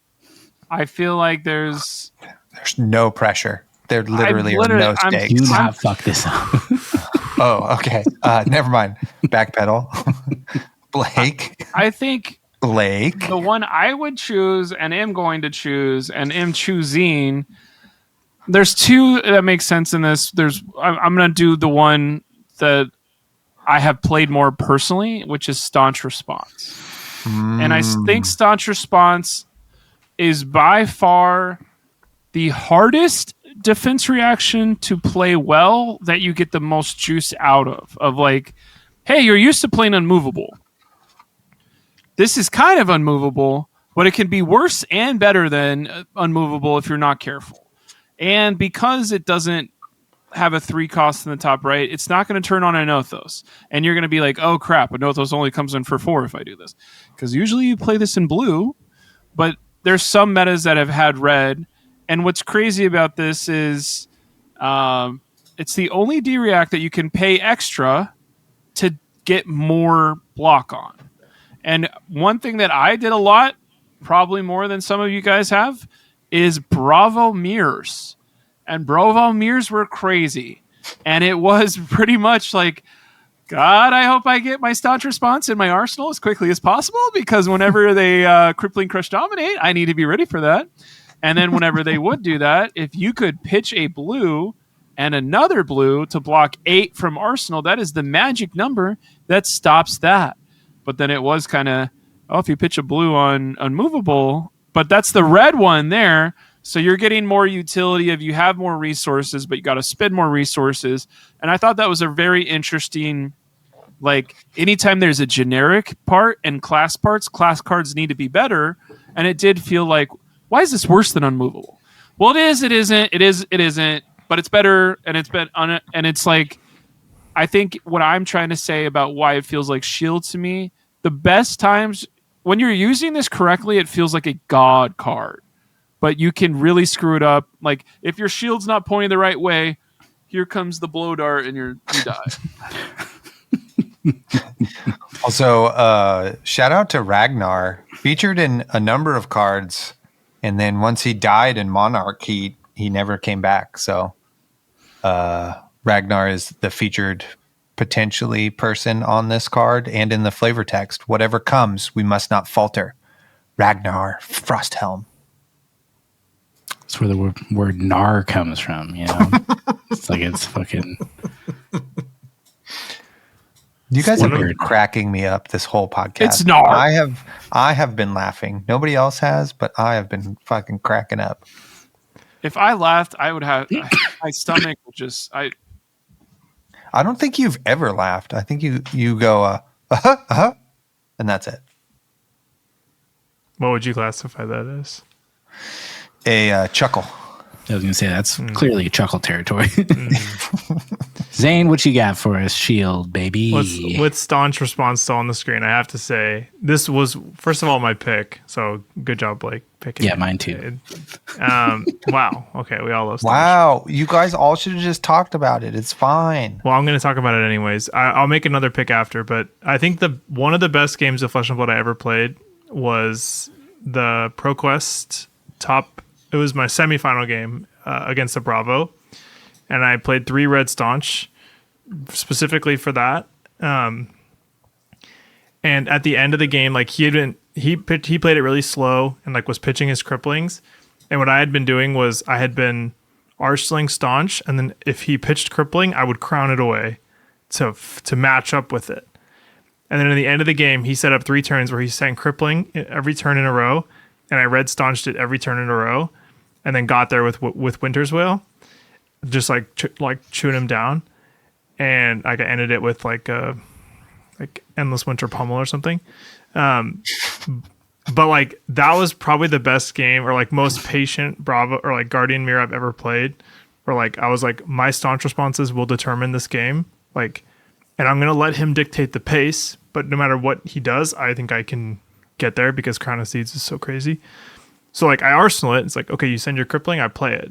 Oh, you pitch your crippling? Okay, I'll crown it away. And then like by the end of the game, they just were like lined up with the cripplings, and it was a beautiful thing. Was he like, how are you so lucky? No, he appreciated the matching pitch stacks. Hell yeah. But anyways, that's tight. Staunch response. That was James White? That was the homie Daniel. What's up, Daniel? He's been out for a bit, but it's okay. I feel all like, right. I was gonna say staunch response is just like it's just a super cool card, you know. It is.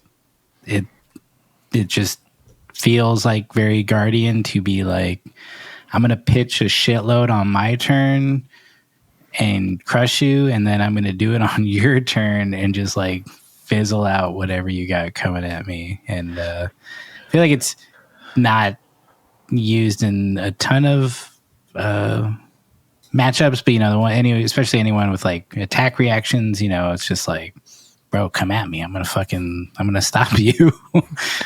So I think it's very, very shield.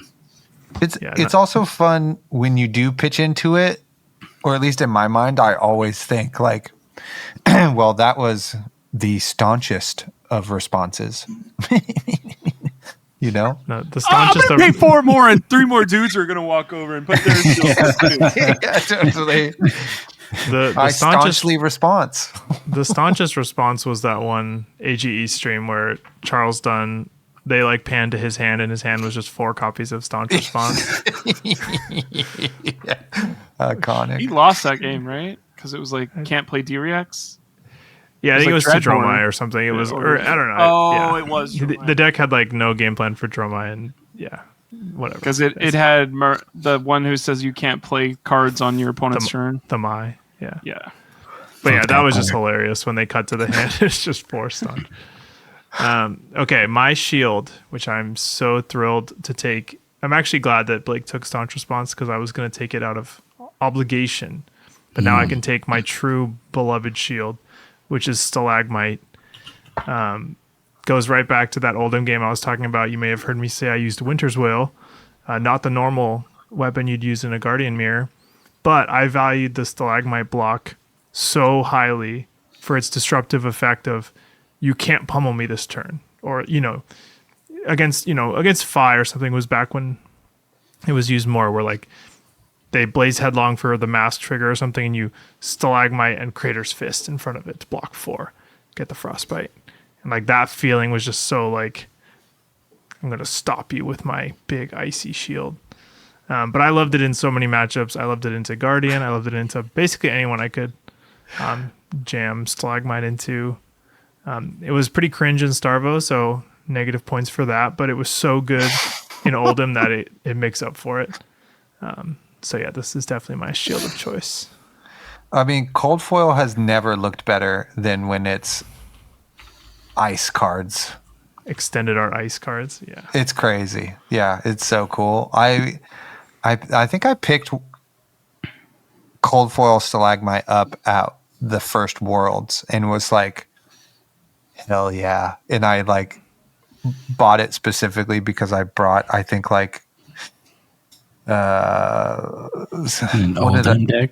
I think so, but like Yeah. for Blitz. Yeah. I mean, I played Oldham. I played Stalagmite, Mono Stalagmite Oldham at that Worlds. Hell yeah. Yeah, sick card. It's a really good shield for sure. All the shields are good. It feels like I love But shields. not as good as this one. No, that's pretty sick. Taylor, are you so happy I left your shield for you? You know, I thought you all would think that I would pick Rampart of the Ram's Head, which is You literally have to. You have is goated.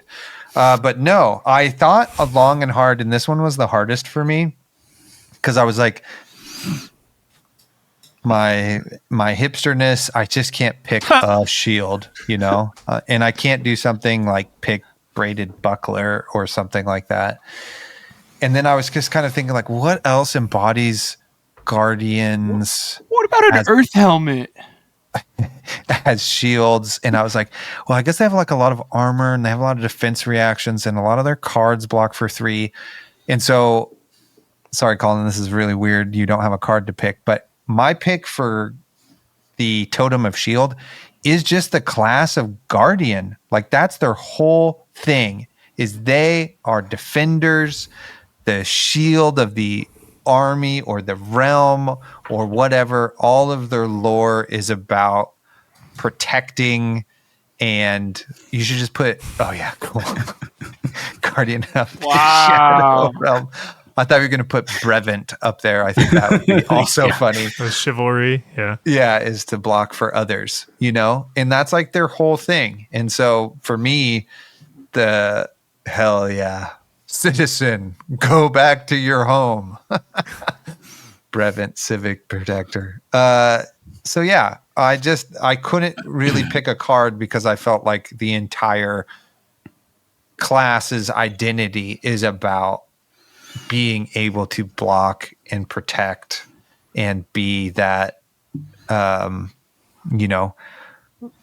savior, that knight, rather than it being about how fast or how cool or how skillful I can kill you. It's about outlasting and being a literal shield with all of your being.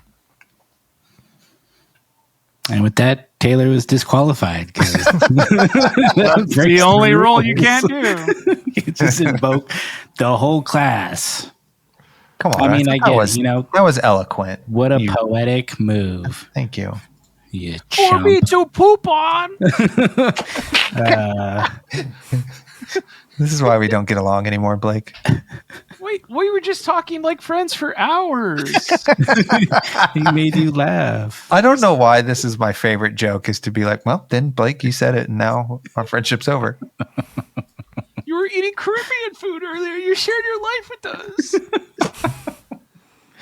All right, let's do wrap Ram's this Head, up. please God, or I'll go again. Well, I wasn't going to Honorable do mention. Ram's Oh, Head. never mind. It was Taylor's. He should have done. Colin, you do what you want. Fuck off. I can do whatever I want. Mine Colin, was beautiful. Just don't say the class brute or something. I actually think the shield is really ninja because who's Guardian trying to What block? the better against? defense than attacking? No, I realized I used my joke early because we protect, but we attack, and with shield bash, we fucking do damage while we block, baby. Let's go. I just, I thought this was fun. I like a card. Obviously, I like a card that does weird shit. And a shield bash is great. If a guardian offhand with one or more defense is defending, it deals 1 damage. It's just like, fuck you, bro. Just, I love that shit. Obviously, Rampart would be in your hand when you do this. Probably statistically speaking, but yeah, I think a good defense is a strong offense sometimes, as they say. So we're coming in with that shield bash, and we're hopefully killing you on your turn. I love Shield Bash. Never played it once in my life. I don't think anybody does. I know. Wait. No. You have to play No. Zane has played it 100 times. Oh, so yeah. The long-awaited sequel to Bento Box is Boombox. Oh shit! And Shield Bash is like a banger in that because there's not that many D-Reacts.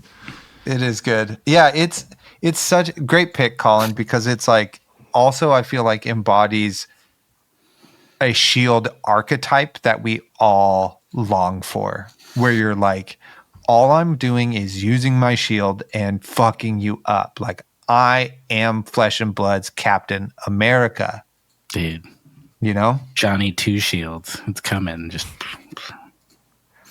I thought of that today while thinking about this podcast. I was like, man, 2 shields. Let's do that. That's the fun deck we're thinking of, Hell yeah. All right. Well, that was Guardian Totem. Totems of Guardian. I don't know how to... Totems of Guardian? Yeah, sure. What would Guardian Totems. What would be a hero power that you could like -1 counters from shields if you do something, but as a hero power? If you've played an aura this turn or created an aura, pay 2 to repair a -1 counter on a Guardian offhand. And then the hero power says this hero can have 2 offense. Boom.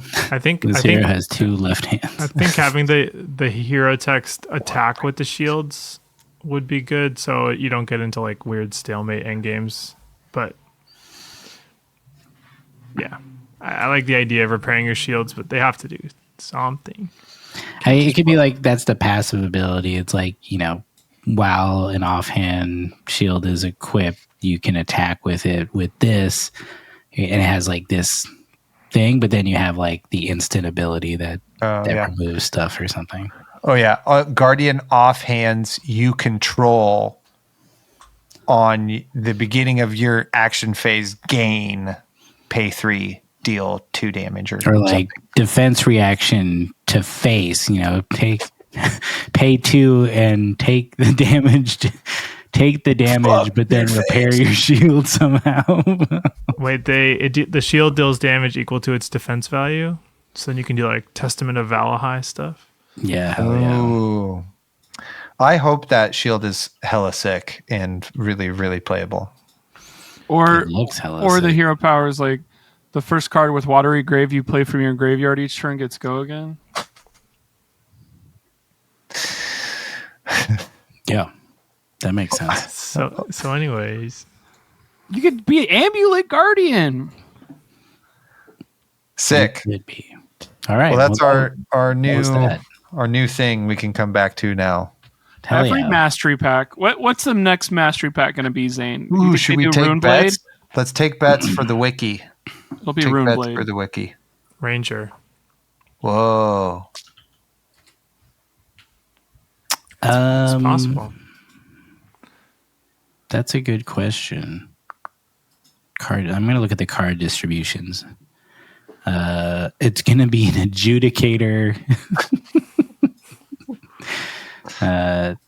Honestly, I could see one. Dude, what if it was Brute, baby? What if we got a Brute mastery don't give them pack? hope. Millbrute? Or female Discard a card Brute. from your opponent's hand if it has a 6 or more. Add 5 damage. Let's not joke. It'll probably be an illusionist mastery pack just to fuck over the Guardians. It has to be a class that shares cards amongst decks, which not a lot do. You know what I'm saying? Yeah. Like Yeah, Guardian does share, and like Yeah. Ranger does share, but like not a lot of classes share. I mean, what I if was it is gonna- illusionist and we finally get like a generic illusionist? That'd be great. I'm fine without that. I'm going with Ninja Mastery Pack. Ninja's so good already though. Yeah, that feels like playing with fire a bit. It's like Ranger kind of sucks. Ranger, Like, has Ranger needs it. Like 12. Ranger doesn't have any identity anymore. Well, you Warrior just- probably you needs You it. just started your year of penance that you have to play for Azalea, unfortunately. So- Azalea was bad for months. But Azalea has LL'd, so the light switch is off, and you don't get to turn the light switch on for a year. That's what happens. Unless Everyone knows that's how light switches Well, that's how work. Mastery Pack works. It would come out in 6 months or something. So that would be, there you go. So it should be Lexi Ranger. 2? There's no Please. talented cards in this mastery pack, correct? Not at this time. Not at this time. They'll be like expansion slot, quote unquote, if they are. Because it Yeah, doesn't yeah. support crack shuffle play otherwise. Yeah, totally. Okay, gotcha. Interesting. Yeah, we'll have to Is see. Marlin 2 cards away or more than 2 cards away to being a pretty good meta deck? She needs more answers for allies. I feel like it'll be like an original one. It'll be Warrior or Brute, who both have not like been that great. And then they can LL Dorinthia, and we can all rejoice. Do you think they know what their next mastery pack they want to have, or are they waiting to see how A, this product is, and B, where the game is at? I think that's I wouldn't- possible. There's a Mastery Pack semi queued up. It doesn't mean that they'll release it Yeah. right away, but I think there's probably another one somewhat ready. Like not ready, but there's another one that's Like, if half this done. does well, we're going to pull the trigger on finishing this product. yeah. I mean, they've had this for a while because all of these cards have a copyright of 2024 on them. Oh, yeah. It was supposed to come out a long time ago. So I think I wouldn't be surprised if they are kind of toying with the idea, but not putting many actual resources into it other than just like the card, like, I guess I mean more like for like art department kind of resources, just to see how this one does, because it's another SKU. It's like another thing that they have to support, like and produce. That's at a different size and all that shit, which I think can be difficult for a a company to support. So it's on us to buy it, so they'll make them more. That's all true and all good points. My other question is, if let's say this is successful, like I think it's going to be, how often do you think we get a mastery pack? Once a year? Once every other year? I think bright lights to April is what you should do from now on, because bright lights feels like Guardian Mastery Pack was going to be a set with probably Pleiades and stuff, and then they were like, "Oh, we can't do that. Everybody hated bright lights, so let's split that shit up and call it Mastery Pack Guardian instead." So bright lights to Mastery Pack Guardian, do that one more time. How long ago was that? That was 2 Septembers ago, so almost 2 years. The next Mastery Pack will be here 2027 April. And it will feature Ninjas. I would almost be like, it would make sense to be a necromancer thing at that point of like, they're so far Ranger. behind. Ranger. pirates, only pirates. Not enough pirate cards. All right, well, we'll find out in the year 2027 if we're fucking still here. And Put it in the wiki. yeah, Our predictions. Dude, this wiki is kind of a cool, I like this little jaunt you got going. Totally. Get it done, people. We have hundreds of listeners who could be doing this in their free time. Making us a wiki, please. That's not what the podcast can send you to Kansas City, but what you can send the podcast back. indeed. Indeed. All right, well, hands in. Is that it? Thank you. Wait, I thought you had a whole other segment, Colin. You know, we're 2 hours in, and we'll just save it for the next one. I am dying to figure out what this is. I mean, I would just say it's just like I feel like we've talked about so much, and we've had good discussions. We had a fun time already. Like, feels like overkill. I just don't want to blow the wad on all on one episode of all our good ideas we came up with this weekend. So, / the idea I came up with today while working. I accept. All right, fine. You can convince me. We could do it. Do you want to do it? I don't accept. I love a fun extra segment. As you know, historically on this podcast, I've come up with many that I have then let die that nobody has asked for them to come back. So I then think that they were never good ideas ever. Well, you can't wait for validation. I know that much. Validation? Validation. All right, fine. We're doing it. Everyone's in. Zake and Blaine. We're in. Let's do it. All right, fucking A, we're going. All right, well, we have a second brand new segment brought to you by our future Toyota. artificial intelligence overlords.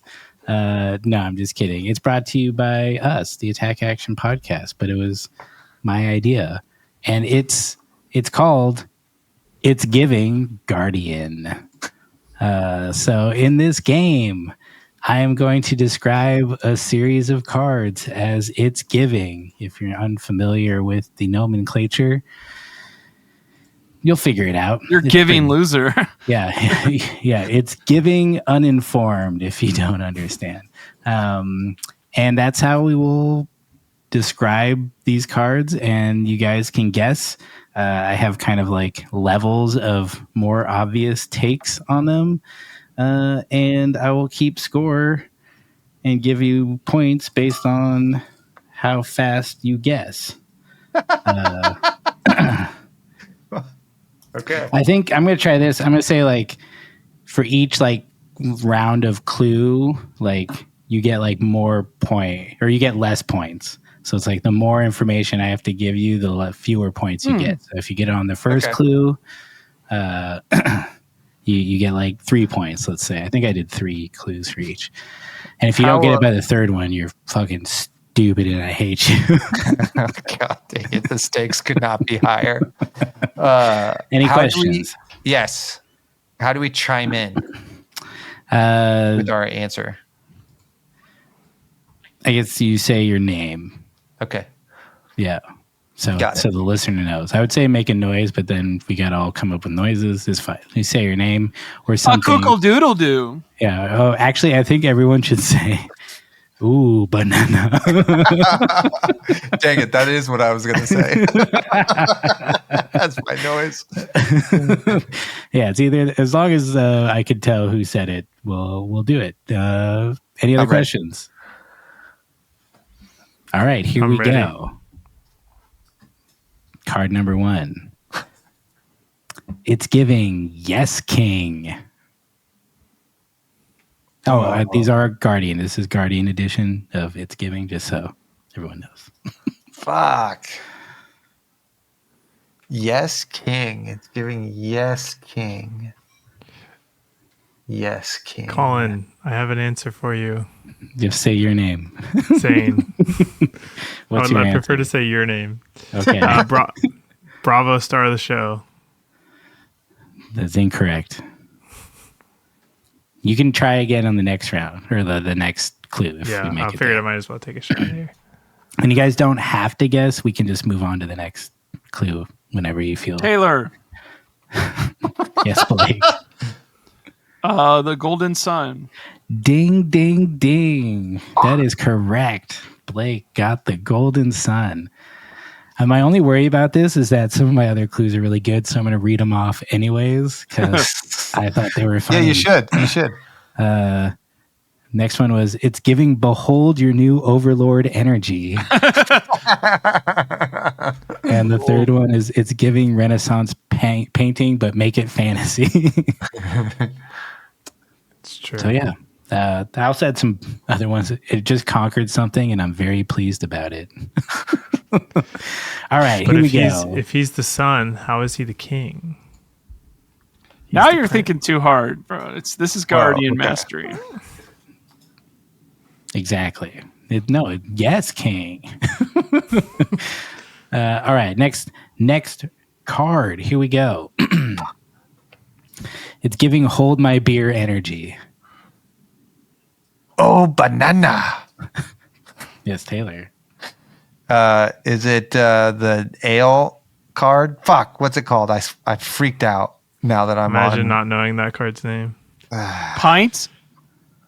Pint of strong ale for Guardians. Strong and stout. No, And stout. that's a good guess though. Fuck. I went too literal. Oh, I now know. And Do you? I do know. We'll I see. read your mind. Zane, Blake.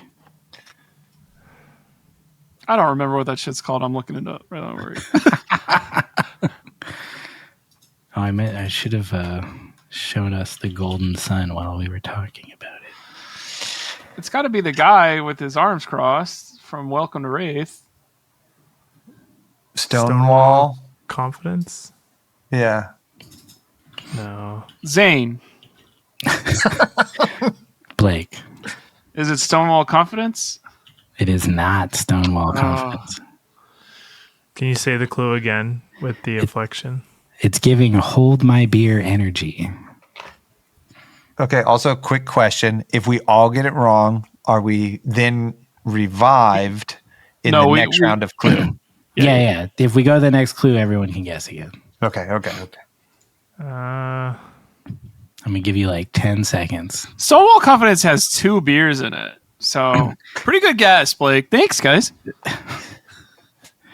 I didn't say it's got beer in it. So it's giving hold my beer energy. All right, we're going to clue 2. Yeah, that's fine. All right. It's giving Clash of the Titan vibes. Oh man, this is hard. Oh.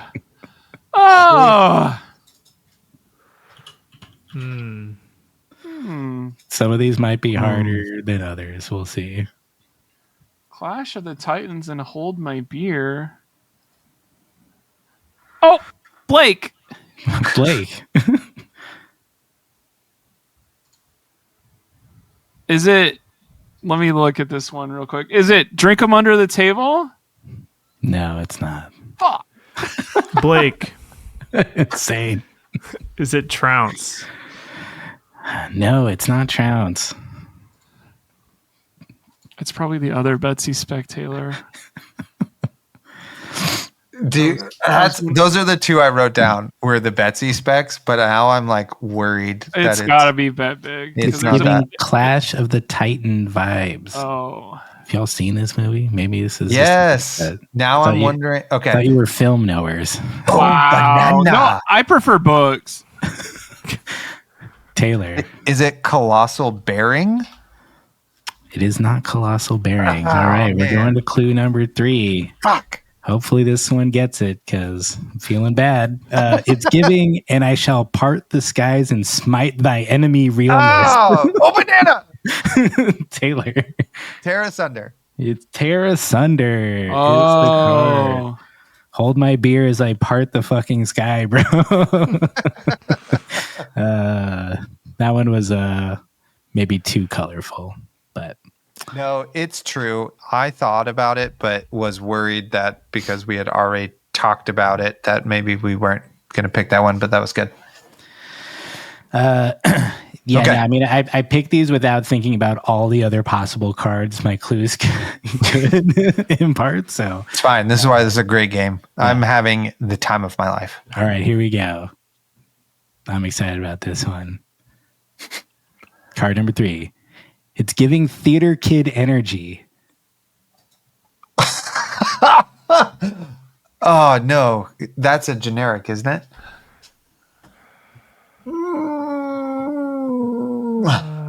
Theater Kid Guardian card. Blake, Zane. crush confidence. No, Oh, that's a great guess. That's a great so guess. theater kid energy though. it is. That is. I'm looking. Oh, banana. Taylor. In the palm of your hand, which is a Pallades specialization. Or It's like, is that whatever. a card? No, it's not that. No. Taylor. Blake. Macho Grande? Ooh, it's not Ooh. Macho Grande. So good. All right, here we go. Clue number 2. It's giving I just nailed my audition vibes.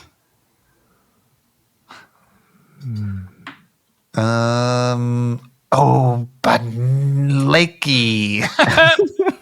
Taylor. Is it Bravo Star of the Show? No. Blake, Yes, Zane. Showtime. It is showtime. Oh. Theater Kid Energy.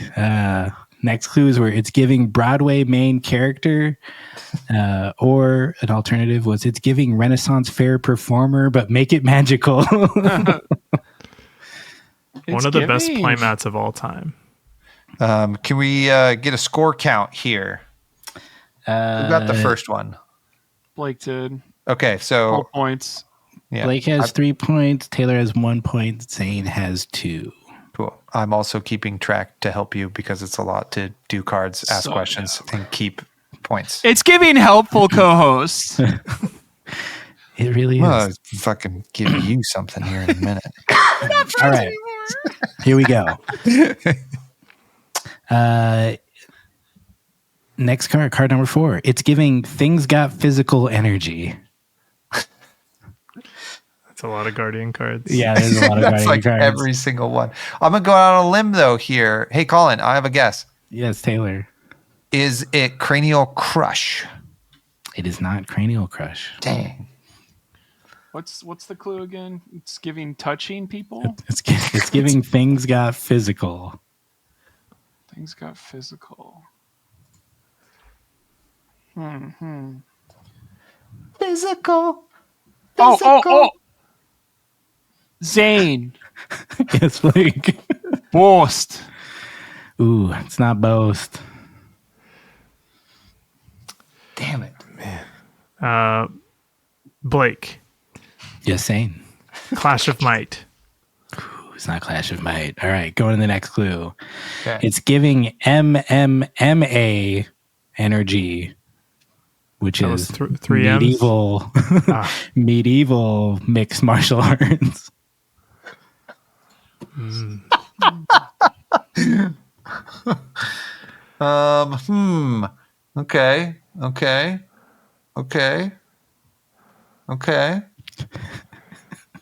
Okay. Thinking. Bro, looking through Flash searching February desperately. Blake, Oh no. Zane. is it thunk? Ooh, it's not thunk. Is it headbutt? Oh shit. Taylor, Blake. is it headbutt? It's not headbutt. Gah! Okay. I'll get in there. I know for sure the third clue is going to give it away. Okay, I'll try to get it before then. Oh, what is the most? God, there's one. Oh, bananas. Oh, banana. I'll just keep doing it. Taylor. It's better. Is it Spinal Crush? It is Spinal Crush. Let's go! Ah! Great job. Look at him just break this ninja over his knee. Let's go. MMA, 2 points. The third clue was it's giving Bane energy. Oh, that is good. All right. Great job.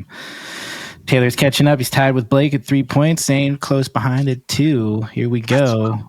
I got a few more of these, so we're just going to deal. There's still 15 left? How many cards do I want to? It's We can cut it whenever we want. It's giving. No, I'm pumped. I'm All winning. right. So, Here we go. You're Card number tied 5. with me. Tied. I got lucky once. It's giving Yes Mistress vibes. Okay, step Blake. on me, mommy. Yes, Zane. Is it cranial crush? It's Cranial Crush. That's Oh, bullshit. That's bullshit, ref. Great. That one I thought was like a little easy, but we got to have some easier ones. Wasn't easy. I was just inspired. I mean, yeah, that's true. It's a good one. Nice. Hell yeah. It also had, it's giving, I'm about to do this with my bare hands energy. And it's giving his head is like a watermelon vibes. So there we go. All right. Now it's Scoreboard. anyone's game. Zane has taken the lead. So you guys, let's go. All right, here we go. It's giving this belongs in a museum energy. Ooh, that's very good.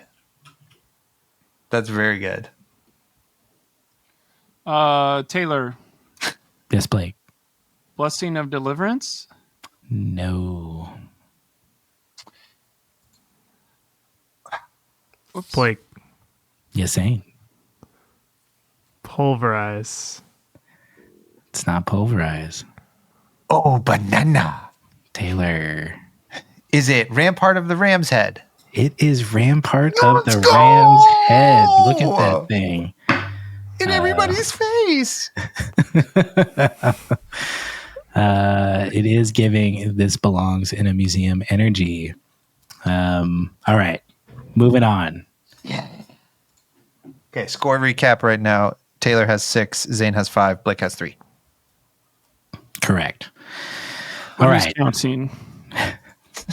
Both Everybody Taylor at home. and I are, as It's we giving- previously described. It's giving That- bad at everything. That artist has only done 3 cards. Isn't that crazy? That is crazy. Dropped Rampart and left. So I'm busy. All I right. mean, if you've nailed it right away, why do you need to, true. keep going? It's giving tool shed energy. Blake, Zane. is it forged for war? Not forged for war. That's a good guess, though. Tool shed. Oh, banana. Taylor. Is it a Nothos because it's a hammer? It is a Nothos. Let's go. It's I'm big- too The good. big silly hammer. Why would you have that in your tool shed? I don't know. I just thought it was silly because it's so I've figured Colin's brain out now. I got enough data. It's also giving bonk vibes. And it's giving my other hammer is a keg energy. So. This is like me and Colin. We got to play code names, bro. This is what this is right now. All right, What's here that? we go. You're up to 953. Correct. Okay. I'm down to. Which is funny because that's I'm down to full points to beat him. in my area. That's a beginning of a phone number. 953. Wow. Yeah. All right, a couple more to go. We got this.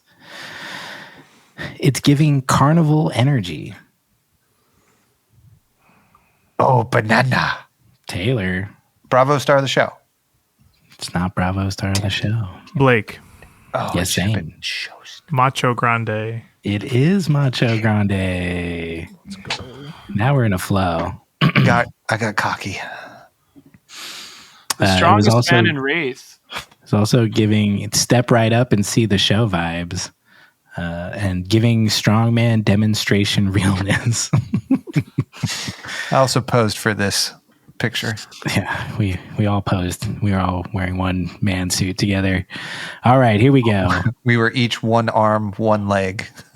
That was Zane. I'm was only eight, one. I'm Yeah. one behind. 8, 9, 8, and 3. Blake, you're still in this. We got a couple more to go. Here we go. It's giving I just unlocked my power vibes. Oh, banana. Taylor. So funny. Is it crippling crush? Dude, nailing it. Crippling crush is right. It's also giving I'm about to wreck someone with magic. And it's giving I didn't need this shirt anyways realness.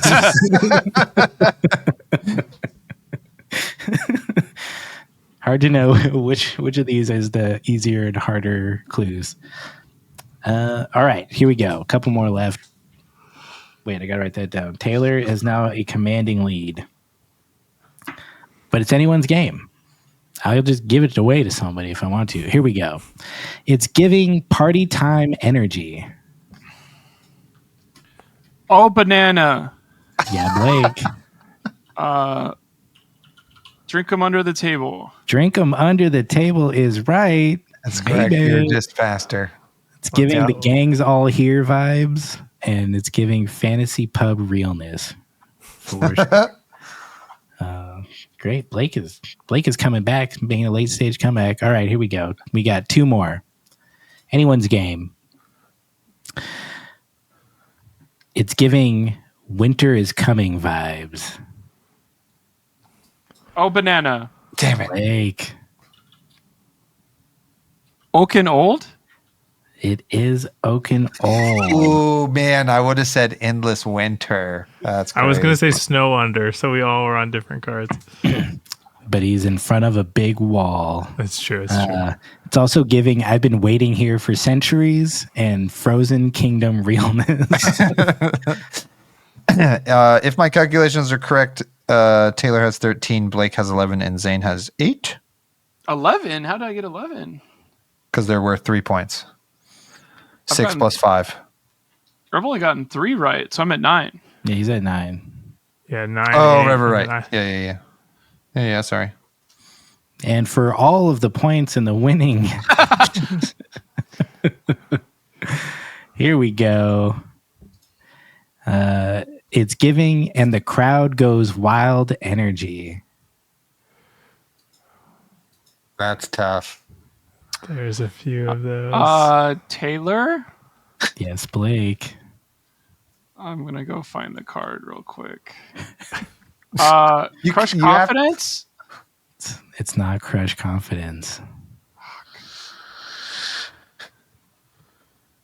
It should be. Oh, no. Well, that doesn't.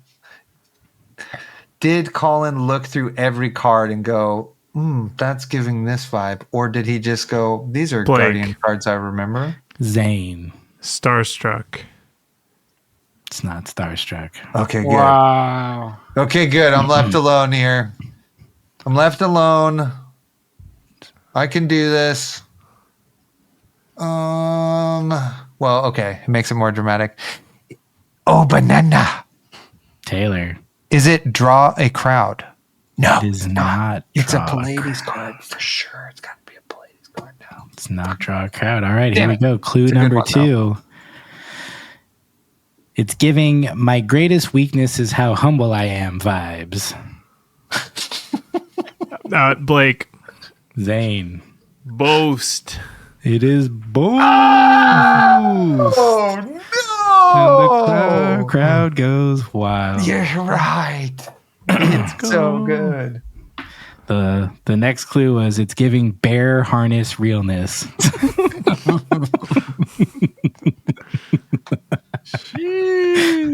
Congratulations, Zane.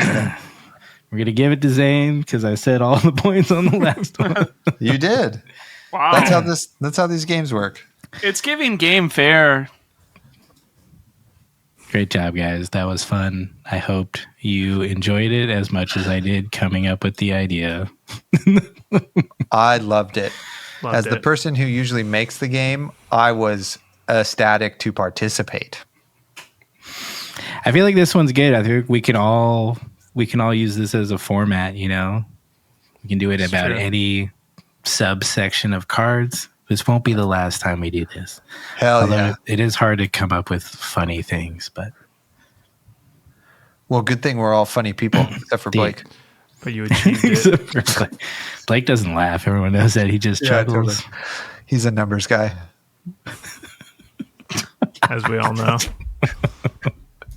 This is my last episode of the Attack Action podcast. I do want to thank a couple people for making this such a fun year and a half. Has it really been a whole year and a half? It hasn't been It's like been- 5? It's been well over a year that we've done it.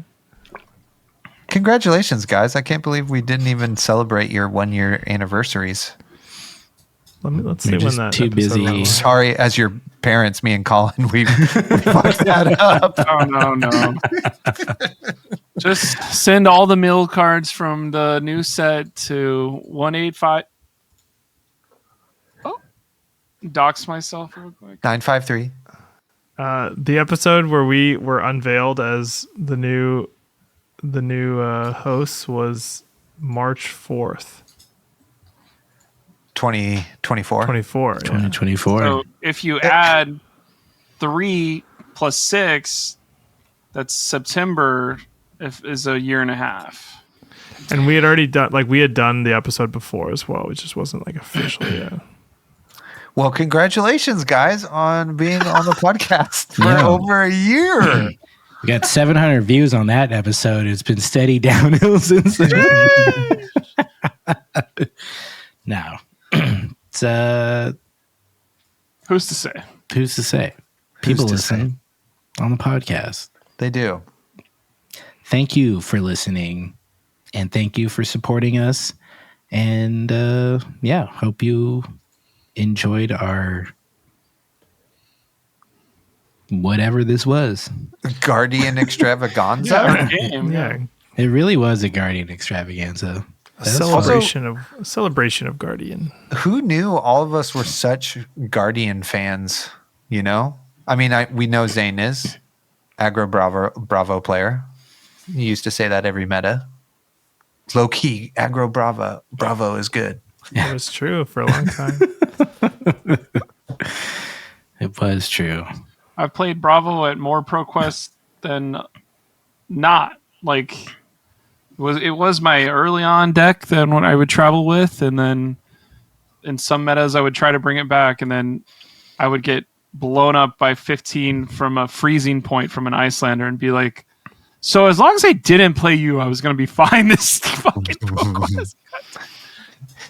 I just have always secretly played Guardian as my like fun deck. Yeah, Taylor's a closeted old hymn player. Yeah, totally. Endless Winter. That's a good one too. There are so many cards. I did just pick cards with art I liked and then just came up with things without considering any other card that might be similar. Yeah, that's why it was good. That's why it was good. Thank you. Yeah. I had a blast. Can't wait for when Blake comes up with one of these. It's gonna be so fun For because Brute. Blake's really funny. I'll show you how to do it, Blake. Okay, thank you. All right, All hands in. right. Great Hands podcast. in. Thank you all. Boom. See you next time.